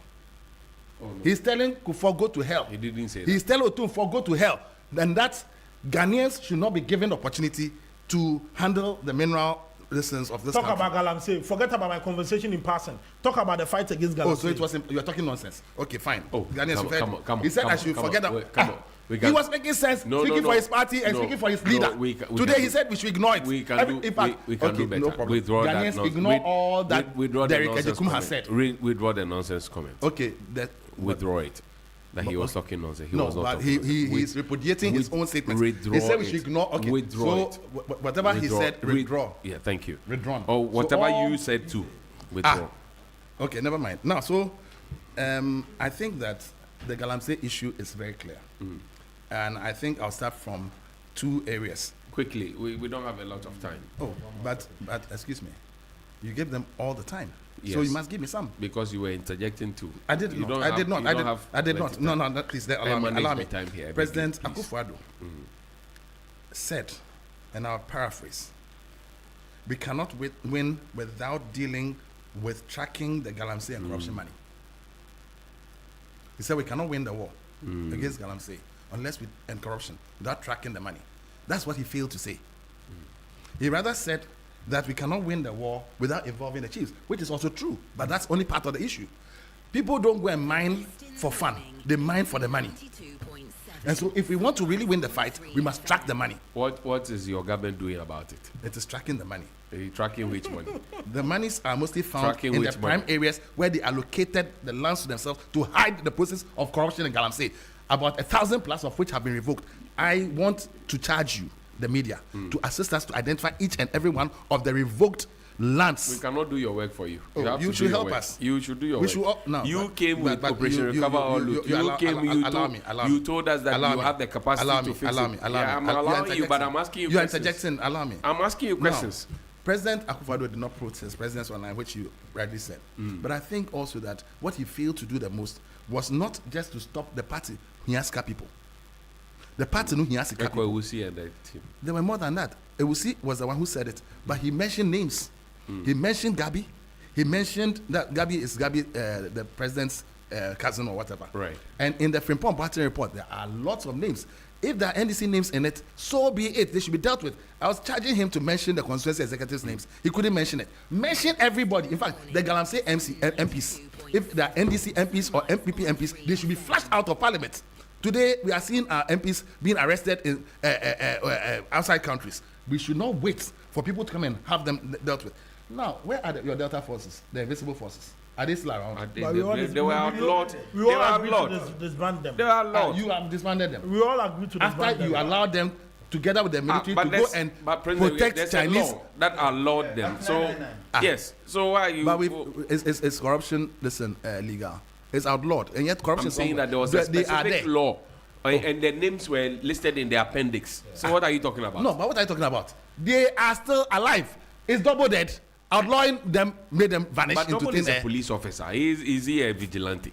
Oh, Charlie, don't provoke me. Now, Professor Frimpong Boateng's report was kept under the table for 2 years by Duke of Orata, who today is telling us we should not mention. I don't know that for a fact. He was in the Chief of Staff's office and together with the Suhum MP. Two MPs. Vouch for that. Two MPs hid the Frimpong Boateng report. They were in charge of the Chief of Staff's office. I cannot vouch for that. You are in the media, so do your investigation. Why? I can do, but bring the scorecard. Bring the scorecard. But you are reputed for scorecard. Yes. Do the investigation. Next week, bring the scorecard. But I cannot vouch for what you're saying. So I'll give you two names. These people should be out of parliament pronto. That's one. Okay. And there's several of them who are in parliament. Your final point. Why are you doing final this? point. So why are you making life so miserable? Kozo Tiani is on my neck. Kozo, stop that. Now you see, NIMOS. It's a good intervention. We all agree.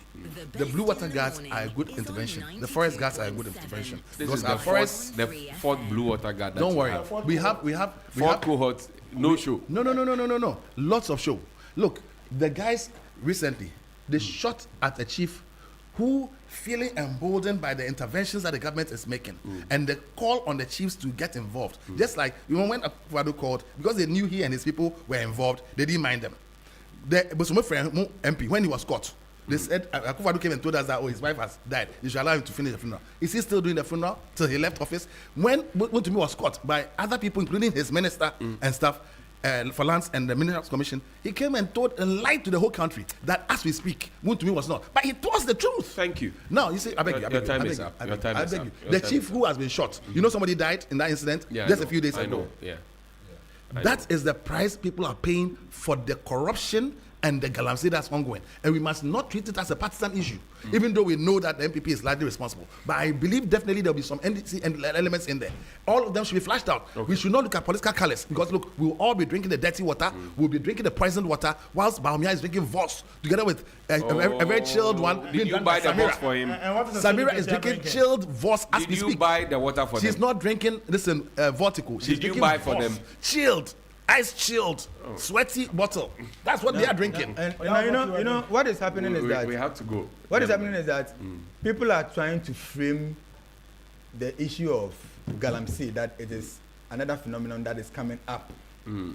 It's already putting aside the efforts this government have put in place. What effort at all have they put in place? I want us to look at it in this way. All right? What effort have they put in place? The people's safety is more important now.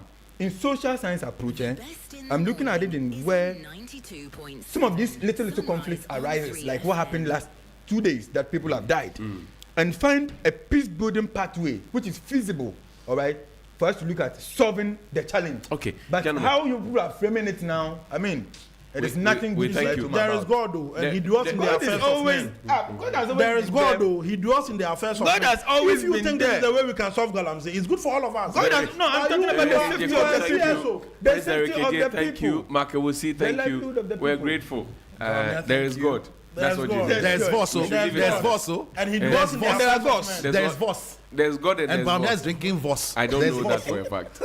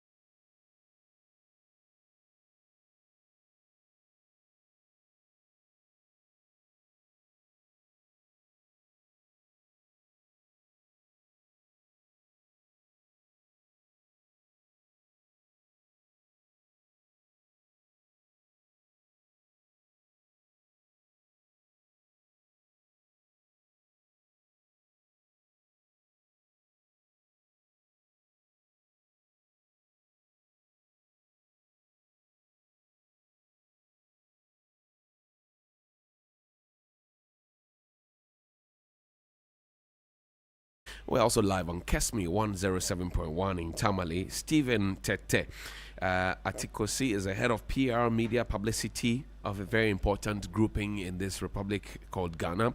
Lawrence Osilaja Boampong,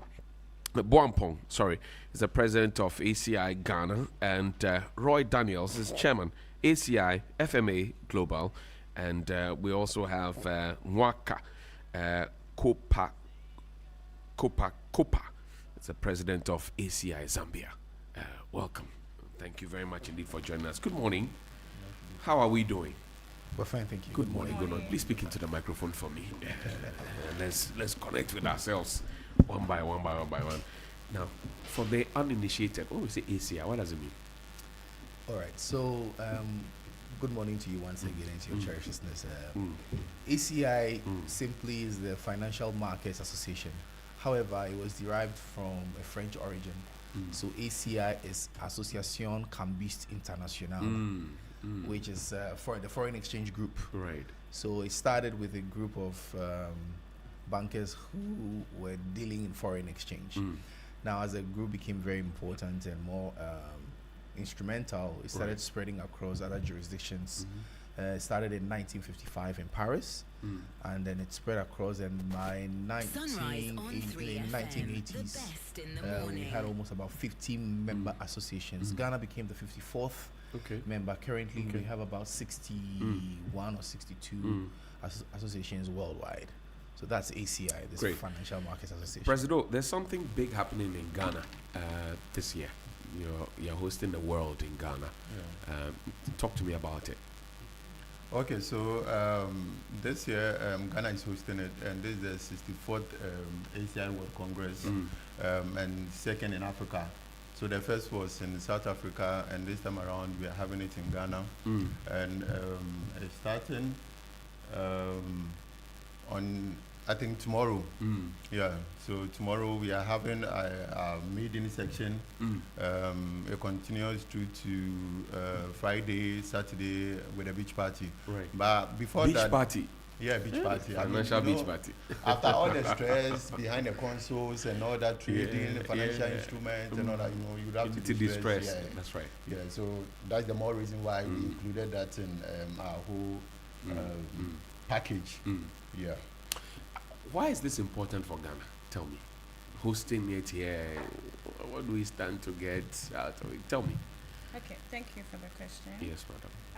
This is very important for Ghana because it's a proud moment for all of us, and even all our African members. It's the first time that's going to be hosted in Ghana. The last time it came to the African soil was 2009 in South Africa. Right. So this makes it a prestigious event. And the timing is right because the Ghanaian market is growing.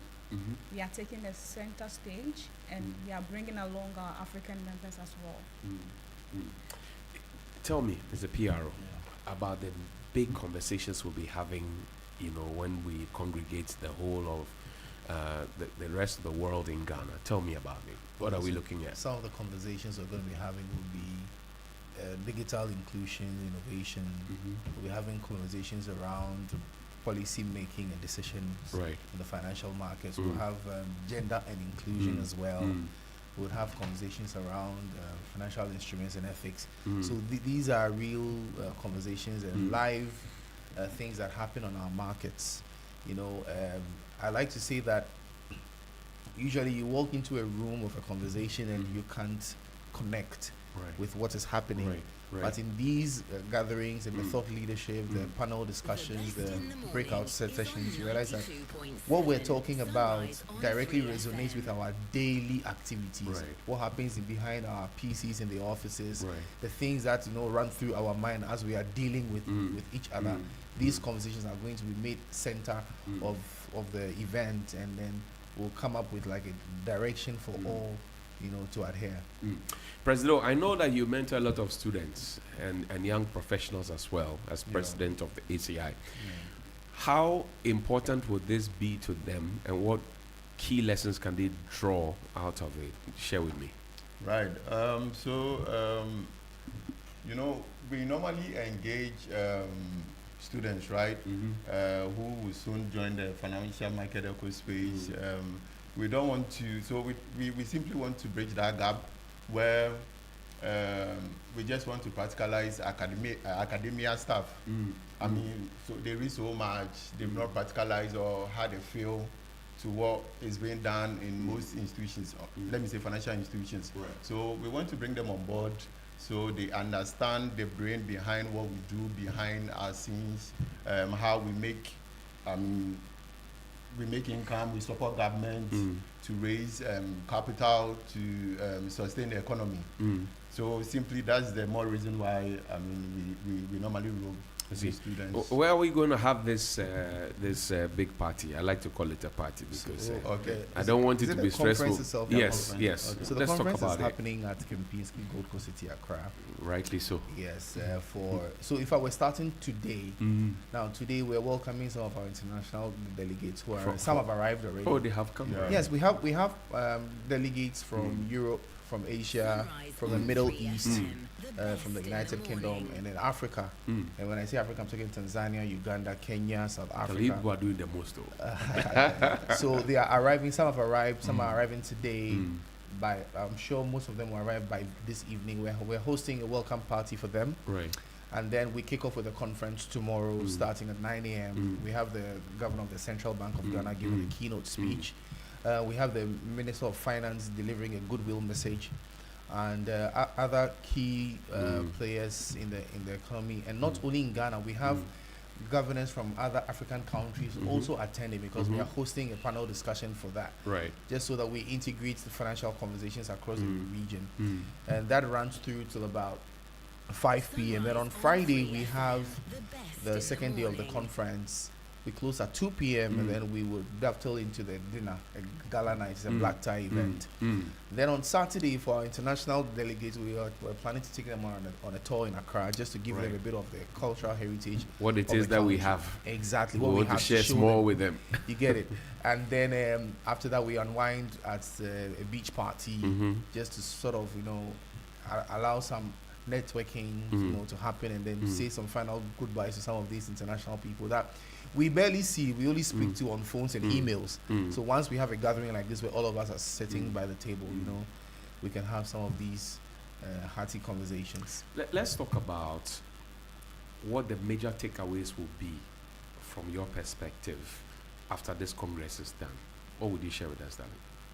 So the theme is elevating market, empowering people. So we want everyone that comes to the conference to leave feeling empowered and having an experience from Ghana. Just that. And so, yes, President. Yeah, so let me add to it. So, on a normal business day, I mean, we normally deal with other counterparties who are not in Ghana, right? So this Congress serves as an opportunity to network with those guys.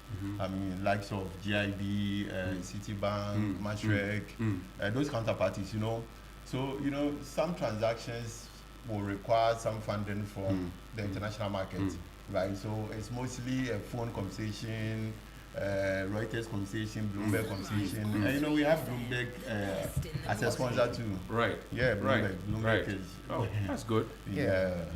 So we are bringing the whole world to Ghana. Under your auspices. Yeah, I mean, rightly so, because if we want to just take the opportunity to acknowledge some of the sponsors that we have. Go ahead. We're thankful to the Central Bank of Ghana, who's not a sponsor, but they are our host partner. The first time I hosted an ACI event was at the Bank of Ghana. So the Central Bank has been very supportive. I mean, giving us directions on what to do and all of that. But our key sponsors, we want to say a very big thank you to GCB Bank, Fidelity Bank, Stanbic, London Stock Exchange, Bloomberg, PLC, FinCap, I mean, and many other that I have not been able to capture, but we want to say a very big thank you. We're grateful to all of them for supporting us. How do we follow the conversations that will be happening for those who cannot be bodily present? You want to share detail with us? Yes. So the conversations are live on our socials, LinkedIn, X, Facebook. Give us the page names so we can follow through. ACI Ghana. Okay, ACI Ghana. Yes. And we are locked on. Yes. And also we have a website, accra2026.com. Yeah, so we are dead. And we should mention that once you are registered as a participant, you can download our app. Okay. Yes. Okay. From Android. Oh, for Android or and iOS. iOS. Yes. Oh, okay. And so once you register, you can download. Yes. So you have to register to download. Yes. Fantastic. And to be able to log in, and it has all the details you need. You are even able to set up a meeting with somebody you want to talk to before the conference even starts. I'm sure that a lot of the young folks who will come there would want to connect with a lot of good people. After school. Life after school. Life after school. When you have the app, whilst the meeting is going on, you can be able to tap on, say, Bloomberg, or JP Morgan Chase, whoever is represented there. Say, I want to have a meeting with you, and it can happen. It happens. So you can another level. So basically, what we have done is that we have created an opportunity for people to interact with the contacts that they may never get. Right. Because I'm not too sure when you're going to get access to Bloomberg PLC or JP, or Reuters and all the other guys. But we brought them here in Accra. Okay. So just walk up to them, set up a meeting, and then have whatever conversations. Mr. Pierre, I need you to make a passionate appeal to the students out there. UPSA, Lincoln Business School, GIG.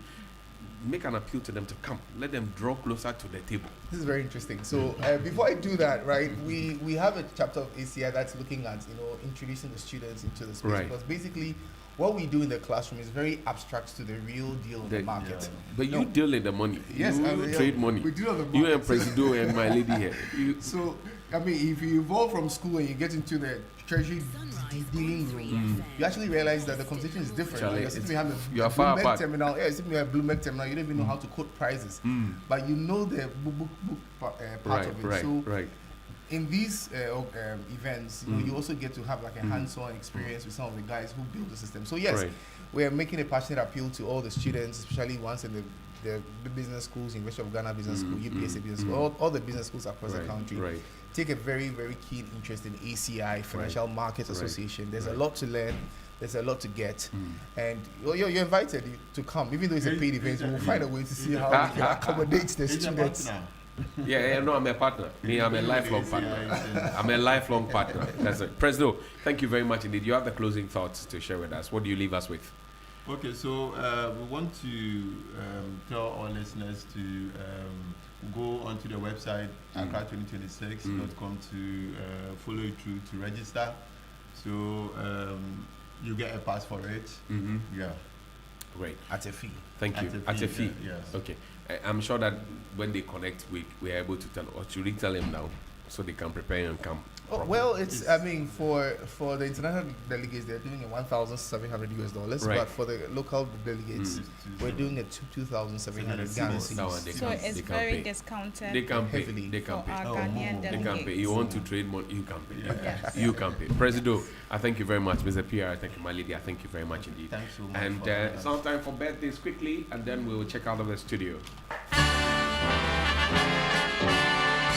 Happy birthday to you. Happy birthday to you. Happy birthday, happy birthday. Happy birthday to you.